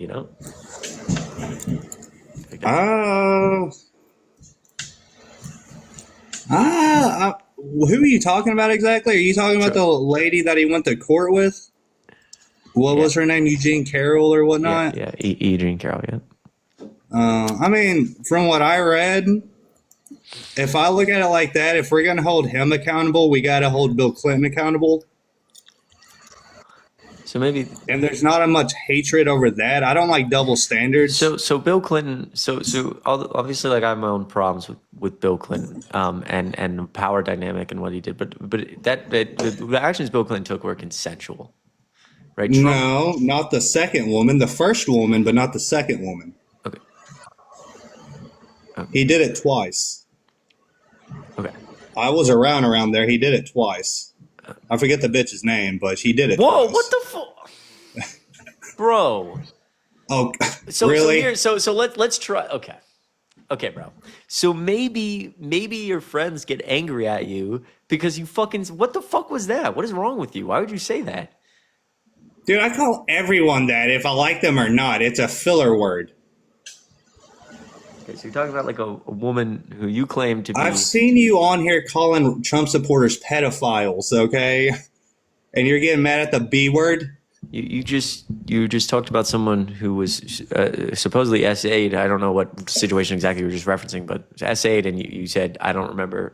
But you're also not calling Bill Clinton that. You see the double standard? Calling the woman sexually assaulted that is bad. My understanding is that what happened with Bill Clinton was consensual. That was my understanding. The one in the White House, but I'm talking about the one outside the White House. I'm not familiar with what you're referring to there. So I wish I remembered her name. Monica Lewinsky and some other chick. The Monica Lewinsky was in the White House. I got it. So again, got it. Why else did you vote for Trump? I just don't like double standards and being attacked for my opinions. Okay, well, that's like, that's what happens in America. People have free speech. If you have an opinion people don't like, then they'll tell you they don't like it. Well, I'm okay with that. But don't call me a Nazi. Don't call me a sexist. Okay, so don't personally attack me. That all falls into the same category. Okay, but when we do it to you, y'all cause outrage. Y'all scream and yell at us. Well, again, like when we're kind of in a new era. So if you vote for the guy who tried to overthrow an election, he didn't win with evidence he didn't win it, and his top military general, his former chairman of the Joint Chiefs, called him a, quote, wannabe dictator, and then we're like, hey, that guy's a fascist, or that guy's blank, blank, blank. Or if we're in a heated argument and I'm like, you're a fascist, then like that's pretty reasonable. I'm not calling you any of those things right now. I don't know you, but I'm just saying like that sounds completely reasonable to me. This isn't a normal political time. You vote for the guy who tries to overthrow elections. Some people who have even a pulse on political history are going to be kind of upset at you for, just letting fascism win. Yeah, but people would also be upset at the fact that Kamala Harris threw people in jail for weed. Kamala. And no, she didn't. Okay. Yes, she did. Really? What was Kamala Harris's title? What was her job? Wasn't she like an attorney general type thing? Yeah, so like as a DA and or an attorney general, like her job is to do what? Follow the law. So even if she disagrees, it's possible, I'm just saying in this context that it's, but she may disagree with the law, but it's not really in her job description to ignore it. She doesn't write California law. And so I think that in her job in prosecuting those individuals, her job is to follow the law, whether she agrees with it or not. Furthermore. Yeah, but she also hid evidence that would. No, she didn't. free What? an innocent man. No. What you're referring to is just provably false, and I'm No, I looked it up because I didn't know about it, and it is true.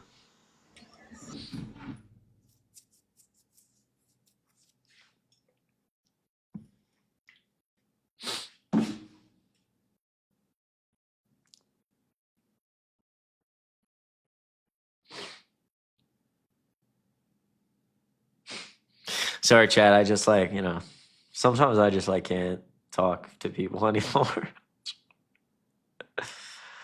Okay, we're gonna at least order this, what I have right now,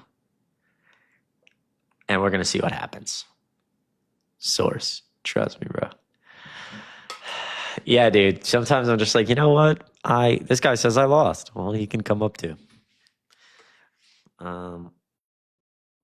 Okay, so we have rice, a little bit more some seasonings, a boneless New York strip steak, some potatoes, 2 packs of 90-10 ground beef, some more seasoning, some ham. I have the potatoes. I need to order some fucking bread.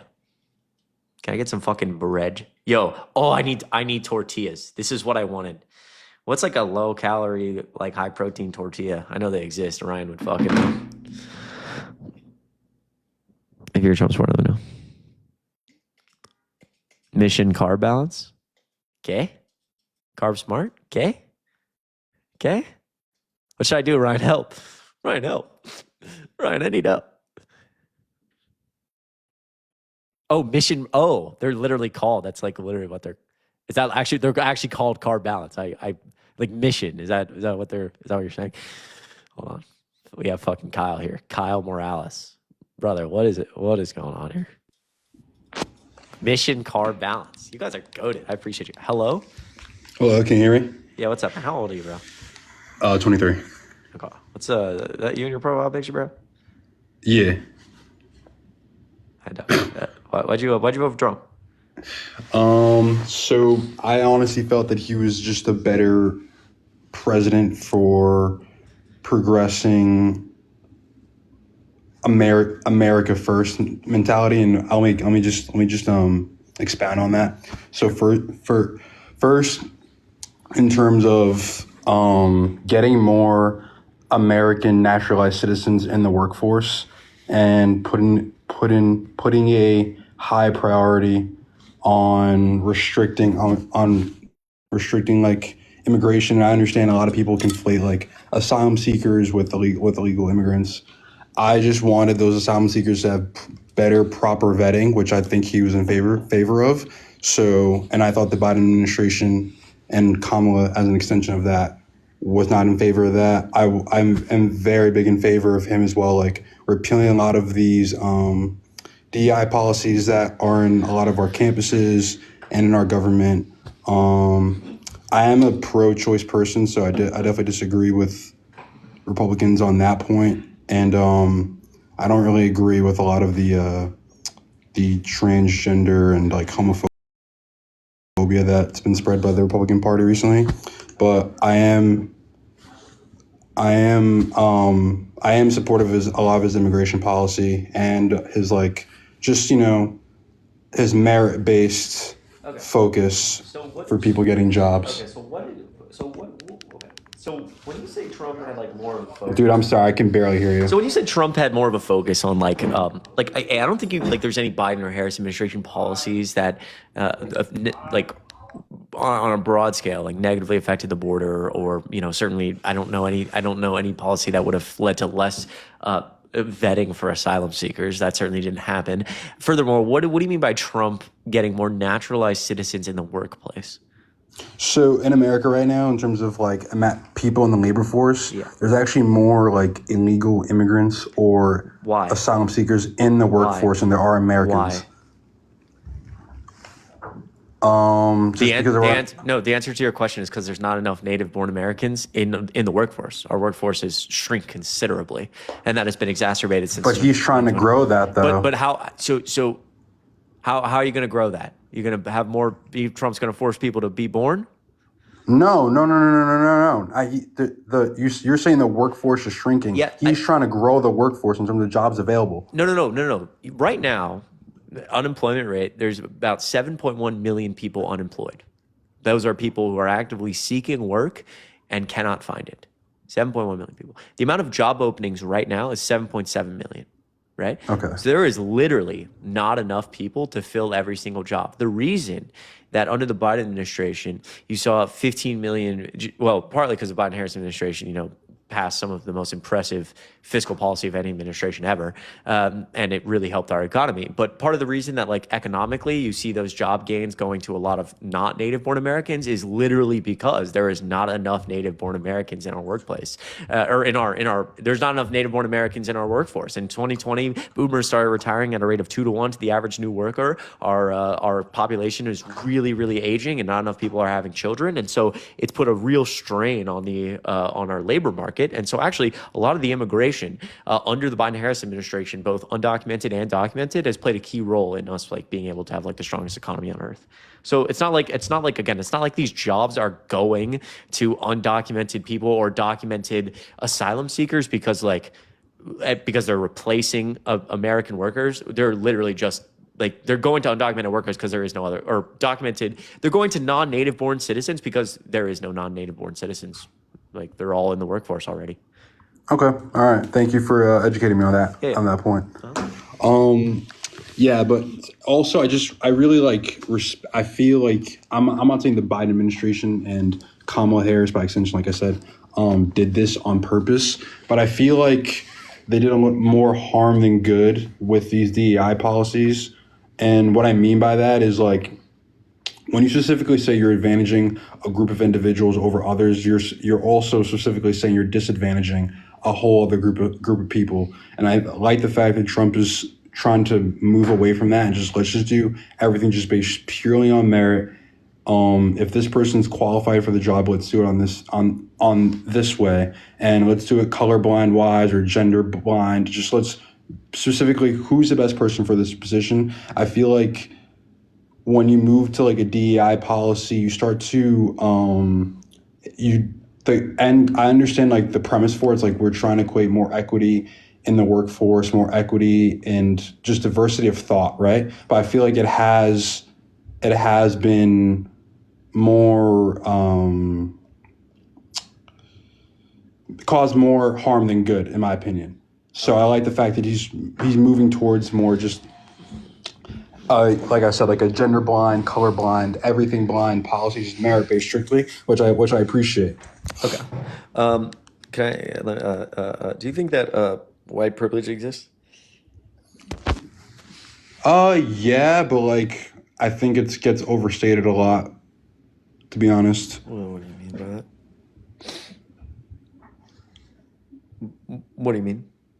So, like, what I mean is, like, I think, like, white privilege, I definitely think, like, white people do have some sort of privilege over other groups of races, but I don't think it is as prevalent anymore as, like, let's say, like, 20, 30 years ago in our country, where we weren't as progressive in just our thoughts and educating people on what's right and wrong and just changing our policies. I definitely think it exists, but to say that it's like it is prevalent as ever is just I think it's just not true. I don't know that anyone's saying it's as prevalent as ever. I think it's certainly exists. I mean, it is very prevalent. I also think that, like, in your own words, things like, 5 or even in the last 6 years, this has gotten dramatically worse as the mainstream Republicans have normalized.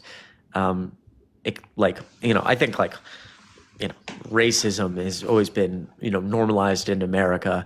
But, comparatively to, like, 2015 to now, the individuals saying it on a mainstream level, especially about people in the LGBTQ plus community, women, different races, and just being willing to, like, so outwardly, aggressively push it's gotten a lot worse. I think you'd probably agree with that, but, I don't know that you can say anything besides white privilege exists with no but. I mean, I don't know the last time I walked outside and, like, thought about my race or my gender or my sexuality. I mean, just, like, being a straight white male, just being, like, very privileged.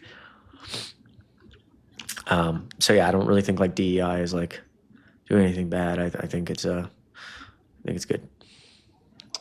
I disagree only because, so for example, right, and then again, like, I'm not trying to create a correlation causation argument here because I know it's like not as clear as cut as that. But for example, the University of Michigan, they institute, I forgot what year is this, so don't quote on me, but they instituted a DEI policy on campus for students. And then after, I think it was 2023 or 2022. So please, like I said, don't quote me on that. After they did that, reports of racism after that went up 30% on their campus. Okay. After they instituted that policy. So I'd have to. So number one, So I'd have to do some research on that. I do think it's like important to mention that, like, DEI is like I don't think that. Just going back and saying, like, someone in the comments made a complaint. Like, I don't, DEI is merit-based hiring. I don't think that. I don't think people are being selected because or giving an unfair advantage to someone like white people, for example. In fact, I think white people benefit from things like affirmative action, or at least that's what like our studies would show.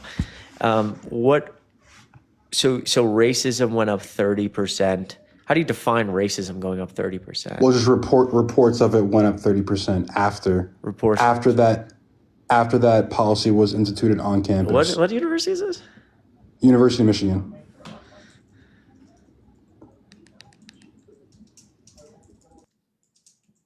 I know for a fact this happened. I just forget. I'm blanking on the year though.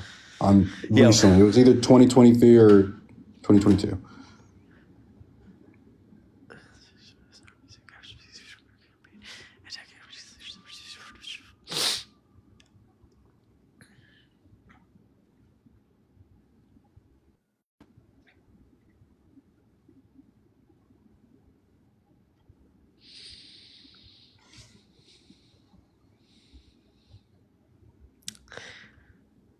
Double tap the screen, everyone. I appreciate being here.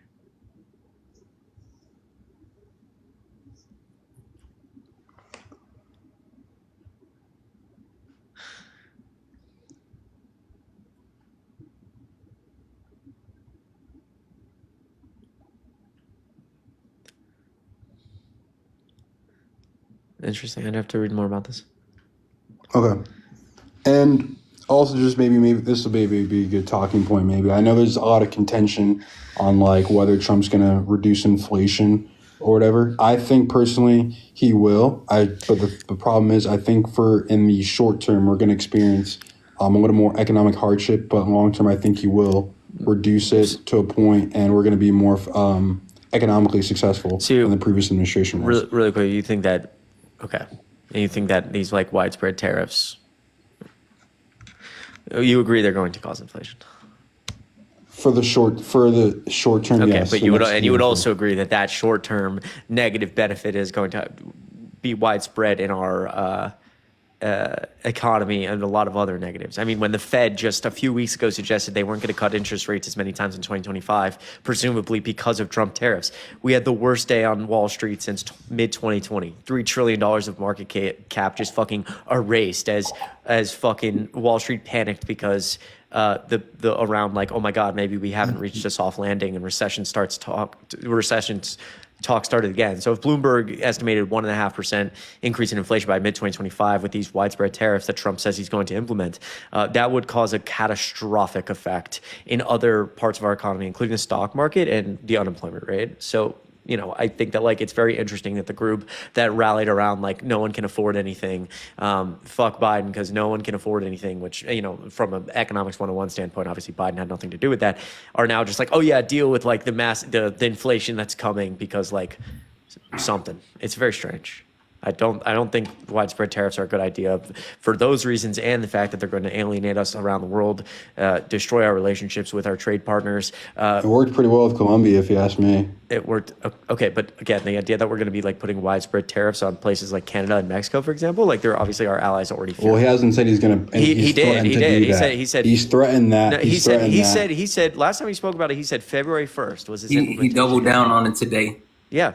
So he said literally today. So Canada is. He's threatened that as a negotiating tool. So to get again, better so it's interesting how like Trump says it how it is, but like he says he's good. So you're saying that now that Trump is lying to the American public by saying he's going to do it and he's not going to do it? And again, I do want to point out that as a negotiation tactic, if that's the claim, which you just made up in your head, he's destroying our relationship with our closest allies. Canada is furious. They're talking about not this is a trade war. So now Canada is going to place their own tariffs, and our ability to export to Canada is going to go down. This is going to make American businesses less money and strain our relationships with those allies. So again, like all that to say, why don't we just continue with the path that the Biden-Harris administration that was arguably the most productive in terms of fiscal legislation possibly ever, or at least for the times. Really quick, before we speak on that. Okay. Santana, hi, how are you? Sorry. Good. How are you? We live in a society, some say. Yeah. That's that. I know you want to come here and speak for a minute. Yeah, no, I had a quick question, Kyle. Hey, what does DEI mean? Diversity, equity, and inclusion. I'm sorry. Specifically, what's the meaning of DEI? What's the premise of DEI? To basically get more diversity of thought in the workplace. So basically, regardless of gender, class, any sort of discriminatory class, to get more of that in there, so you have diversity of thought, whatever area you're in. Perfect. So knowing that, then why are you associating DEI with uptick in racism? Well, because so when you institute that policy, let's say on a college campus, right, there's going to be a few markers that you're going to be using for, like, let's say your admissions policies, or for just general policies, like to quell maybe some discrimination on whatever place you're in, right? So DEI, which does include race, if you put that policy in there to lower some sort of discrimination against a certain group, and then after that fact, that a particular discriminatory, let's say like racism, goes up, I would say that policy is not working. So wait, and I'm sorry, maybe you said this before and I missed it. You do understand it's not a discriminatory policy. It's a merit policy, right? Which Trump said that he wanted to be merit based, but yet he got rid of DEI. Well, because I'll be honest right now. I'll say that Trump maybe misunderstood that policy. Maybe I'm gonna say that. I'll give you guys that. I'll give you guys that point right there. I'll concede that. Here's the thing, though. I think his general premise for what he's trying to accomplish, because I do feel the Democratic Party as a whole uses as a tool to, like I said, just advantage certain people, advantage certain groups of people. You mean give people equity? Because here's the thing: when you create opportunities where they weren't. My point being is, when you give certain groups of people a hand up, you immediately say within that statement, not maybe explicitly, but implicitly, you're saying that other groups are not being disadvantaged because we have to give this one group a hand up. Wait. So is it giving a group a hand up when another group already has 100 and one group has 50, and all you're doing is bringing that other group to 100? So everyone is at 100. Is that a hand up? Because no one is saying that any group needs to supersede the next. But the point behind it is that there should be an even playing field where people be able to achieve things based off of their quote unquote merits, which is what Donald Trump has been saying for a long time. No one's looking for preferential treatment, because that's not what DEI is. It's all about allowing people to actually show what they have and go from that point. The simple fact of the matter is that people with, whether it be disabilities or depending on their race or depending on their religion, they might not be afforded set opportunities that a straight white man or even woman would be afforded in the United States. Mm. I mean, and that's what it really boils down to, is just putting everybody on the same playing field and letting them go from there. It has nothing to do with giving anyone else a leg up. Okay, look, Santana, I'll concede that to you. I think I can agree with, I think the premise of it there was right. I just don't think the way it was advertised and the way it was implemented wasn't implemented the proper way. I think people felt, or certain groups of individuals felt, that now since this policy was instituted, I feel like it should have been instituted or advertised maybe in a better way, and that's just basically based on communication wise. But you know why a certain group of people feel that way? Because when you have privilege and you're in a place of privilege, equality feels like oppression to you. If you're always been in a position where you are better than others around you, and people try to actually bring those same people to your level, then you're going to feel like you're being held down. I'll give you a great example. I have a buddy who passed away, right? And I used to work with him. He was actually one of my employees. And we were talking about universal schools, right? Being able to have free tuition and things like that. And I was telling him, I was like, yeah, I would love for that to happen. I think that's important. And he was like, no, I don't think that's something I want. Now, just to give you a little bit more context, of course, I am a black man. He was a white man. We were in the South at this time, right? South Carolina. And he was like, yeah, I don't want that. And I was like, well, that's insane. Like, you have kids. Why wouldn't you want everybody to be able to go to college for free? Like, that would benefit you. He was like, well, if everybody could go to college for free, then my kids are going to be at a disadvantage because then they have to compete with everybody. I get that. I get that. I understand. And that, first of all, beautifully said, Santana. And yeah, I was going to say that, like, just because people are upset about a policy doesn't necessarily mean that what they're upset about is true. I mean, after Barack Obama, it's constantly talked about that Barack Obama, for example, increased had a real negative impact on racial division in America, which Barack Obama didn't. Racial division exploded because, when we look at the stats after Barack Obama is inaugurated, like the amount of groups identified by the federal government as white hate groups increased like 200%. We saw like a lot of Americans all of a sudden either creating or enrolling in these groups. And so, yeah, the division would increase. It's because a bunch of white people couldn't handle the fact that there was a successful black man. It doesn't mean that Barack Obama caused racial division to explode. It means that there's racist people.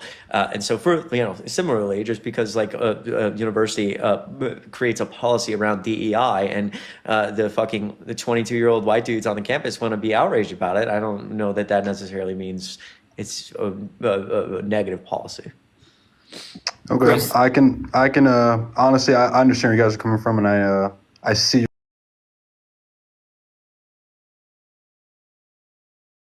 guys are coming from, and I see you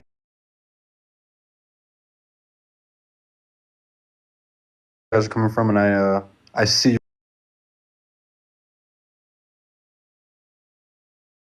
guys are coming from, and I see you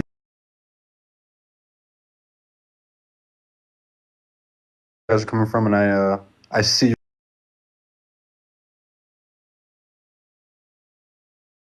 because like here's my point of view.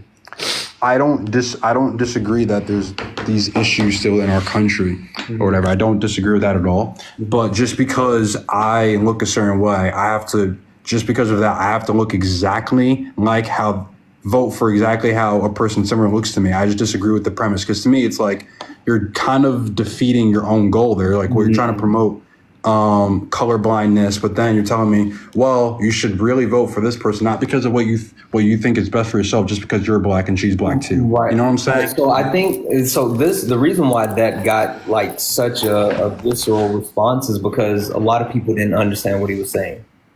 Like, a lot of people didn't get that. The first thing is, you ever heard the term, if it doesn't apply, let it fly? Why not Okay, yeah, no, I get what you're saying. So yeah. if he wasn't talking to you, then let it go, right? But the bigger thing is, the reason why Barack Obama made that point is because the simple fact of the matter is, we can talk about the patriarch, right? And we can talk about where people fall within the patriarch. But it is absolutely factual that black women in the United States of America are at the very bottom of the patriarch. And black men often don't support black women the way that they do, whether it be the fact that black women are the fastest growing entrepreneur group in the United States of America, or if it's the fact that they're the most educated group within the United States of America. The simple fact of the matter is there's a lot of black men that are threatened by that, and they refuse to actually uplift and support black women. Barack Obama was simply calling out the fact that a lot of people are willing to actually go to other places just so they don't have to support black women because they don't want to feel less than. That's an inferiority complex. It's rampant throughout not only black America, but America, period. And he was speaking to the black men that are unwilling to actually get behind a black woman who has their best interest in heart, because they don't, kind of like what Chris was saying, they didn't want to see a black woman as their commander in chief and have to say, well, now I have to actually listen to black women. Now I have to respect black women. Now I have to actually say black women can do any and everything that we can do. That's something they couldn't deal with. And that's why people were so mad about what Barack Obama was saying, because he didn't say you have to vote for her because you're black. No, he was saying support this black woman because black men should be doing that. Okay, I mean, fine. That I can see that point for sure. But is it possible for someone like myself, or just the average voter who may not be as educated on these issues like you two are, for the average voter to internalize that and say, well, he's just saying I have to vote for her because I'm black and she's black too. I think what they should have done there, what he should have done there, or honestly, Biden, Kamala, I'm sorry, I don't mean to offend her by mispronouncing her name, should have done there is like, look, just do strictly based on policy. Who cares about what I look like or what he looks like? I think sorry. I was going to say, like, Kamala Harris herself, like, is really, like, this was talked about a lot, that she actually never talks about the fact that she's a woman or a person of color. Chris, you stole my thunder. I was just going to say women. Bro. That's my bad. Never. Yeah, go ahead, Chris. That's like a very big thing that people talked about, that, like, throughout her career and certainly during the presidential campaign, she hates talking about that. She never talks about it. And people within her campaign wanted her to talk about it more, but she just refused because that's not what she likes. She likes to just talk about, the policies that she wants to implement, et cetera. So maybe, like, if you have a issue around, like, people like me talking about it, then that's one thing. But I think the candidate herself never talked about it. You know what's worse, though, Chris? With someone saying, would you rather have the black president or the white president? Which literally Donald Trump said. Yeah, right. Exactly. He's Donald the one Trump who made it about race multiple times. Right. Kamala Harris never did. Ever. That's actually a great fucking point. Yeah. That's a great point. I mean, when it came to like, when did she turn black? Donald Trump. Yeah, I didn't like that. I didn't like that when he did that. I wasn't a fan of that. But he made it about race. But let me ask you a serious question, Kyle. Yeah. Because I want to keep it a buck with me. Okay. Because you said, they shouldn't have done this and they shouldn't have done that and they should have. Is there anything that they really could have done that would have got you to vote for him? Because I mean, yeah, 100%. Yeah, okay. I'm an independent. I'm not a registered Republican or Democrat. I have some more conservative leanings, but I definitely have some liberal leanings for sure as well. So I came into this election being open, and I felt that Trump. Now, like I said, I might not have done as much homework as I should have. I thought that Trump, in terms of my future, was better in terms of just, like selfishly my pocket, making more money. Can you tell me when the last time the economy grew under a Republican?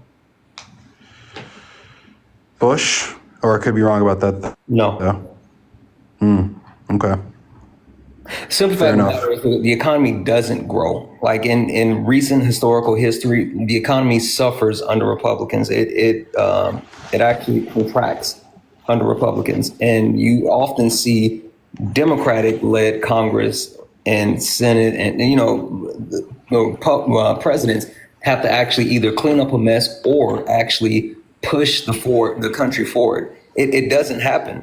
It simply doesn't happen. And so people who say, this person is going to be beneficial to my pockets. I mean, the simple question I have is, what did Donald Trump do in his first term that was actually beneficial to your pockets?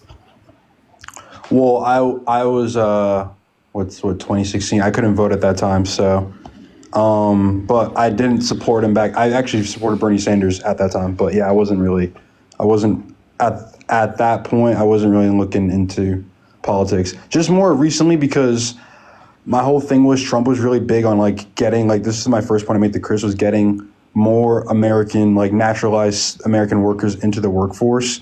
So that was a really big thing for me, because I have like some homeless family members, and that like really struck me. I'm about to graduate college, and I know the workforce is a little hard to get into right now. So for me, when I heard job creation, I was like, all right, that's great, honestly. And I felt like, just because of the day-to-day life feeling, like, for example, the Kamala campaign and the Biden administration, they were saying, hey guys, like, look, our policies are working, inflation's coming down. Mm-hmm. But then, like, the average American like myself would go to the store and would still feel prices being high. Our pockets were still being hurt extremely. But then you're telling me, oh, everything's fine, everything will be fine. And then you look up like the average inflation rate. It's like, usually it's supposed to be 2%. It's usually supposed to be. And now it's at an average of 4%, like across all states. Some states it's even higher. For myself in New York, it's still pretty high. Did you guys hear what I said? Or no? Yeah, no, I just said, what state are you in? New York. I live in New York. Okay, sorry, go ahead. Yeah. So for me, like the state of New York, so my pocket is extremely being hurt from that. So then when I heard Trump telling me, like, look, like, we're going to bring all this stuff down. We hear that you're hurting. We're going to do all these different things. And plus, for me, someone who's like a very big believer in like strict immigration as well, it was just like perfect storm for me to vote for him. But it wasn't anything that like Kamala said that like, or there wasn't, I wasn't opposed. Let's say she said something that I didn't like, I wouldn't be opposed to it. I'm not like a completely shut off person to vote. Let me ask you this real quick, because you said that, you talked about job growth and you also talked about inflation. Who created more jobs, Trump or under the Trump administration or the Biden administration? And also, who had lower unemployment rates, the Trump administration and the Biden administration? Okay, so you have to put everything in proper context. Trump actually had record unemployment rates. Then once Biden came in, he eclipsed his. But it wasn't like Trump's unemployment rate was terrible. You're absolutely He had record unemployment rates as well. And I understand people like to say that was because of Obama. I disagree. I think Trump's policies were the ones that led to that. But can you name a piece of Trump legislation that benefited the economy that he passed through Congress? Just one. Not off the top of my head right now. So then how can you attribute it to Trump? Because the Biden-Harris administration passed more fiscal legislation than any administration. Well, I'd say they're top 5 administration all time, just purely in terms of passing domestic fiscal legislation. Domestic, that's redundant. Fiscal legislation through Congress. Talking about the largest investment in infrastructure since Eisenhower, $1.3 trillion. One of the largest investments in climate change ever, almost $1 trillion. It's led to quite a lot of job growth. One of the largest investments in manufacturing, $280 billion, giving businesses tax cuts and incentives to create manufacturing facilities, to create computer chips. You have the PACT Act is one of the largest investments in veterans healthcare. 1.2 million veterans signed up in the first year alone, which relates, certainly partially relates to being economic. I'm missing a couple here. The inflation, the American Rescue Plan was $1.7 trillion and was at the time the largest investment ever in public education in American history. So those things alone are some of the most monumental pieces of economic legislation we've seen in a long time. And I think that like things like, $1 trillion for infrastructure, that's, someone's got to build $9.8 billion of high-speed rail, leads to quite a lot of job growth. And you even take out, the jobs he lost, the jobs that, quote, came back, which that's not, in my opinion, bounce back jobs. Yeah, quote unquote bounce back jobs, which that's not how that works, but that's a different discussion. Joe Biden still added more jobs to the economy. His GDP still grew faster. He still had a lower unemployment rate. Wages still it grew faster, especially for the lower and middle class, even counting for COVID. Yeah. All right, like I said, like I'm not saying that Biden's wasn't better than Trump's. I just think Trump's gets overlooked because of how well Biden did recently in terms of. You know what it really is? and this is just me being honest, and I think I've said this to Chris, but I've been saying this like a lot. The Democratic Party doesn't brag enough. They don't show off enough. That's all it is. Like the way that Chris just ran, Chris missed things. I did. Let's not even talk about the expansion to the ACA, right? Which like was absolutely amazing. The simple fact of the matter is they don't talk enough about what they have done, and they don't brag enough. And Donald Trump takes credit for everything and deflects the blame for everything. I mean, you can look specifically when it comes to what just happened with the travesty of the actual airplane crash, right? And he I didn't agree with got that in today front of at all. everybody and said it was Joe Biden's fault. It was quote unquote DEI. But the simple fact of the matter is Donald Trump implemented actual cuts. Sorry about that. Cuts to the aviation that caused this actual issue as well. Well, I don't want to put it all on him, but he's proactively done things that is including slowing down the hiring of actual workers that would actually have been in those type. Like they said that they were understaffed at that actual airport. So I mean, like it's multiple things that have happened. But Donald Trump immediately comes out and deflects and blames, where the Democratic Party, they don't talk about what they did. So people like you, and no offense, but people like you that won't dig into all of it or go through the weeds, they think that, oh, well, if Donald Trump is saying that he did all this, I haven't heard anything from, Joe Biden, so Donald Trump must be right. Yeah, no, I completely agree with you with his comments today. I don't know why he did that instead of just focusing on the victims and what happened instead of getting into this whole like political game. That's the one thing I disagree with Trump on. Why did Trump only focus on himself and not about all the other people? Wow, I couldn't have seen that one coming from the narcissist who never. Look, for me, like I'm not someone who's a blind supporter of his. I'm not going to say he's a great guy, and his like trials were politically motivated. Like obviously anyone who like knows anything about the law knows that there's completely like legally justified and whatever, and he may be or probably is a morally abhorrent person. But like I've always like made this contention when anyone pushed me on why I voted for a morally abhorrent person. I say like I just keep it purely based on policy, because technically we could really make a case that all our past presidents have done pretty morally abhorrent things, if you ask me. So it really depends on your philosophy on like, who's like who's morally upstanding than the other. Because there's other people who have done like pretty effed up things while they're in the White House, but in terms of like in the name of protecting our country or other things, we consider them like okay people. You know what I mean? So I just keep it based on policy, and you guys have just educated me on policy, so I appreciate that. Can I ask you one more question? Just one. Yeah, go ahead. So what's next, right? What's next in the sense we know for a fact that the Fed is pausing any decrease in the interest rate.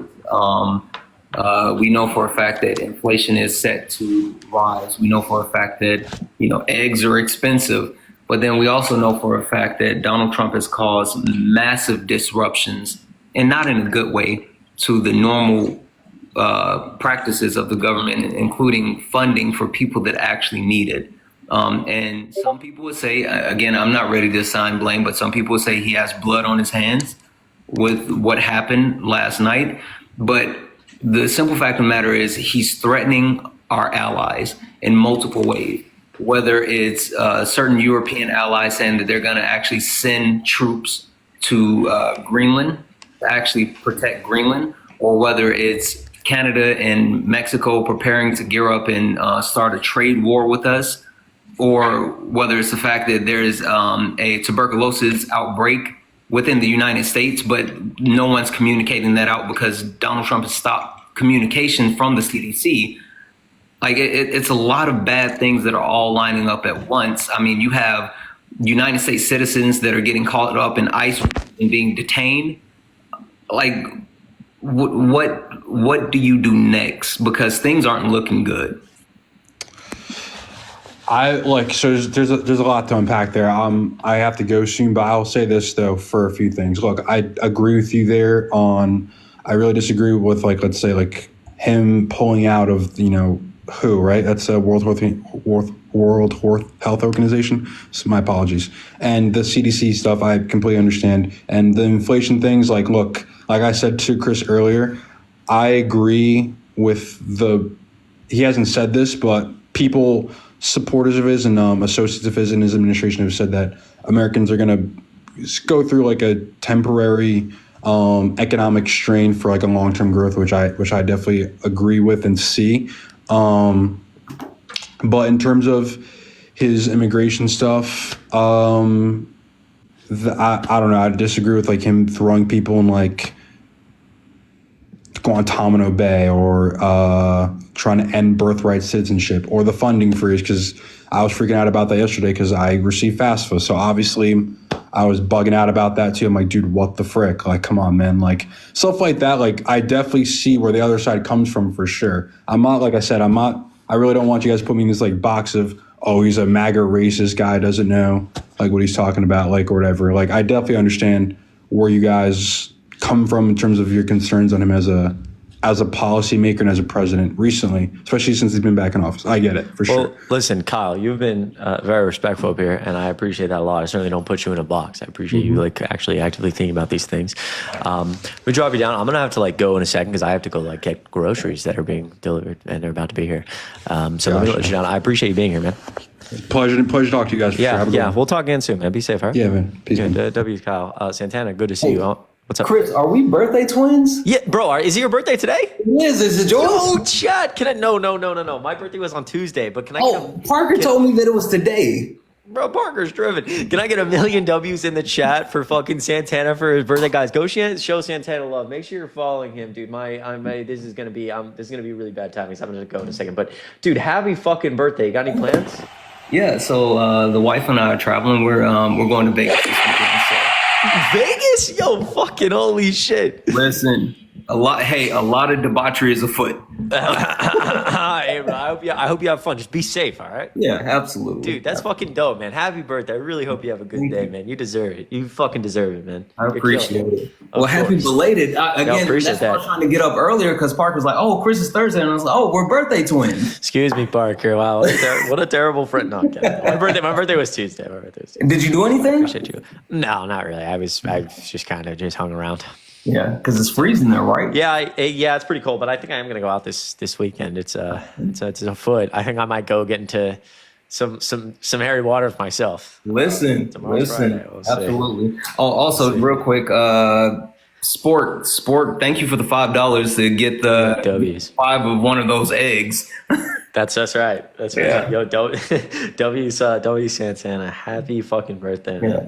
Anyway, listen, get your groceries. I'm gonna finish up some work. Have a good one. All right, hey Santana, be safe. Well, I'll be live later too. Absolutely. It's good to see you. Happy birthday. See you later, bro. Yo, W's fucking Santana. Again, guys, I apologize for I'm gonna have to go in like literally 2 seconds. Let me read a couple of these. We're gonna go live on Twitch here shortly, and I'm gonna cooking stream. I love all of you. You guys are amazing. There's a Twitch link in my bio. Cassie, thank you so much for $2. I love when my emotional support Democrat is on at a normal hour of the day. Emotional support Democrat, excuse me. Cassidy, I love you. I appreciate you so fucking much. Isabella, thank you so much for $15 and another $5. I love you. Please check TikTok DMs. Follow me on IG. I got you. I promise. I promise. You fucking rock. You're so kind. Keep being you. Joel said $50 fucking on Venmo. Holy shit. Can I get a million W's in the chat? You are absolutely amazing. Truly. Joelle, I believe? Joelle. You're truly, if you're down there, I want to make sure to follow you. Oh my God, this guy.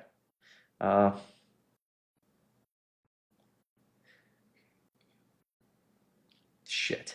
I love you so much. You guys, you're amazing. Madeline, thank you so much for 5 cents. A fine man once said, we live in society, Madeline. Don't know who could have said that, but you're very kind. I appreciate you. W's for Madeline.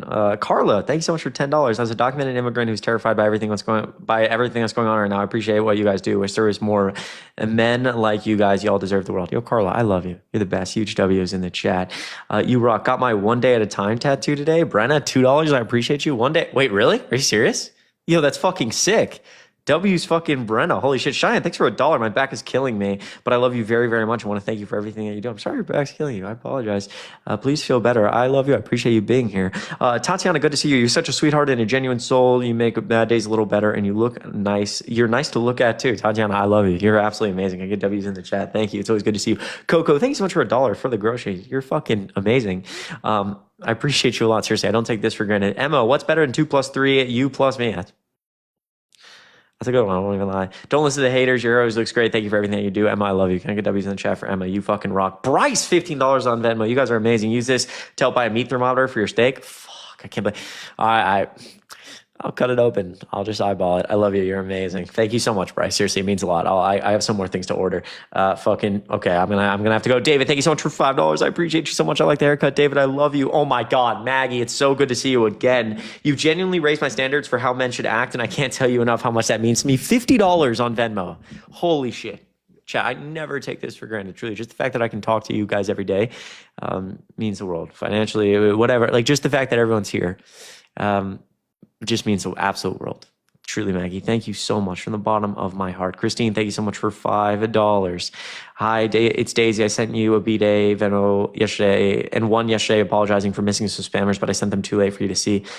Don't apologize, Christine. Thank you so much for go raid Jaden, everyone. Thank you, Nurse Heather. I appreciate you so much, Christine, for the bottom of my heart. Please don't apologize. You just being here, Daisy. And another $1. It's Daisy. You're so effing awesome. You're Christine, I love you. Or I'm sorry, Daisy, I love you. You're absolutely fucking amazing. At Christine, a different Christine, $50 on Venmo. Welcome to Chi-Town. You're going to love our city. Have dinner on me. Holy shit. And $50 from Caitlin. Happy belated birthday. You guys are too fucking kind. Holy shit. This is never something I take for granted. Huge W's for Caitlin. Huge W's for Kathleen. Allie, really good to see you. Forever grateful for you advocating for mental health. I'm 6 months clean from SH today. I owe it all to you. I'm so proud of you, Allie. I'm so fucking proud of you. You don't owe it all to me. You owe it to yourself because I'm proud of you. What you do seriously makes a difference. I promise I can never thank you enough. Sending you so much love always. Thank you. Allie, I love you. You're absolutely fucking amazing. All right, chat. Listen, thank you guys from the bottom of my heart. Never, ever, ever something I take for granted. I have to go. People are angry because I'm my driver's gonna just dip. All right, I love you guys. I'm gonna go on Twitch in a bit. Link in my bio. All right, we're gonna cook. Or link in my bio. I love you all. Thank you so much from the bottom of my heart. I don't mean to rush out of here, but I gotta get this. You guys are amazing. You guys are the best. I love you. I'll be on the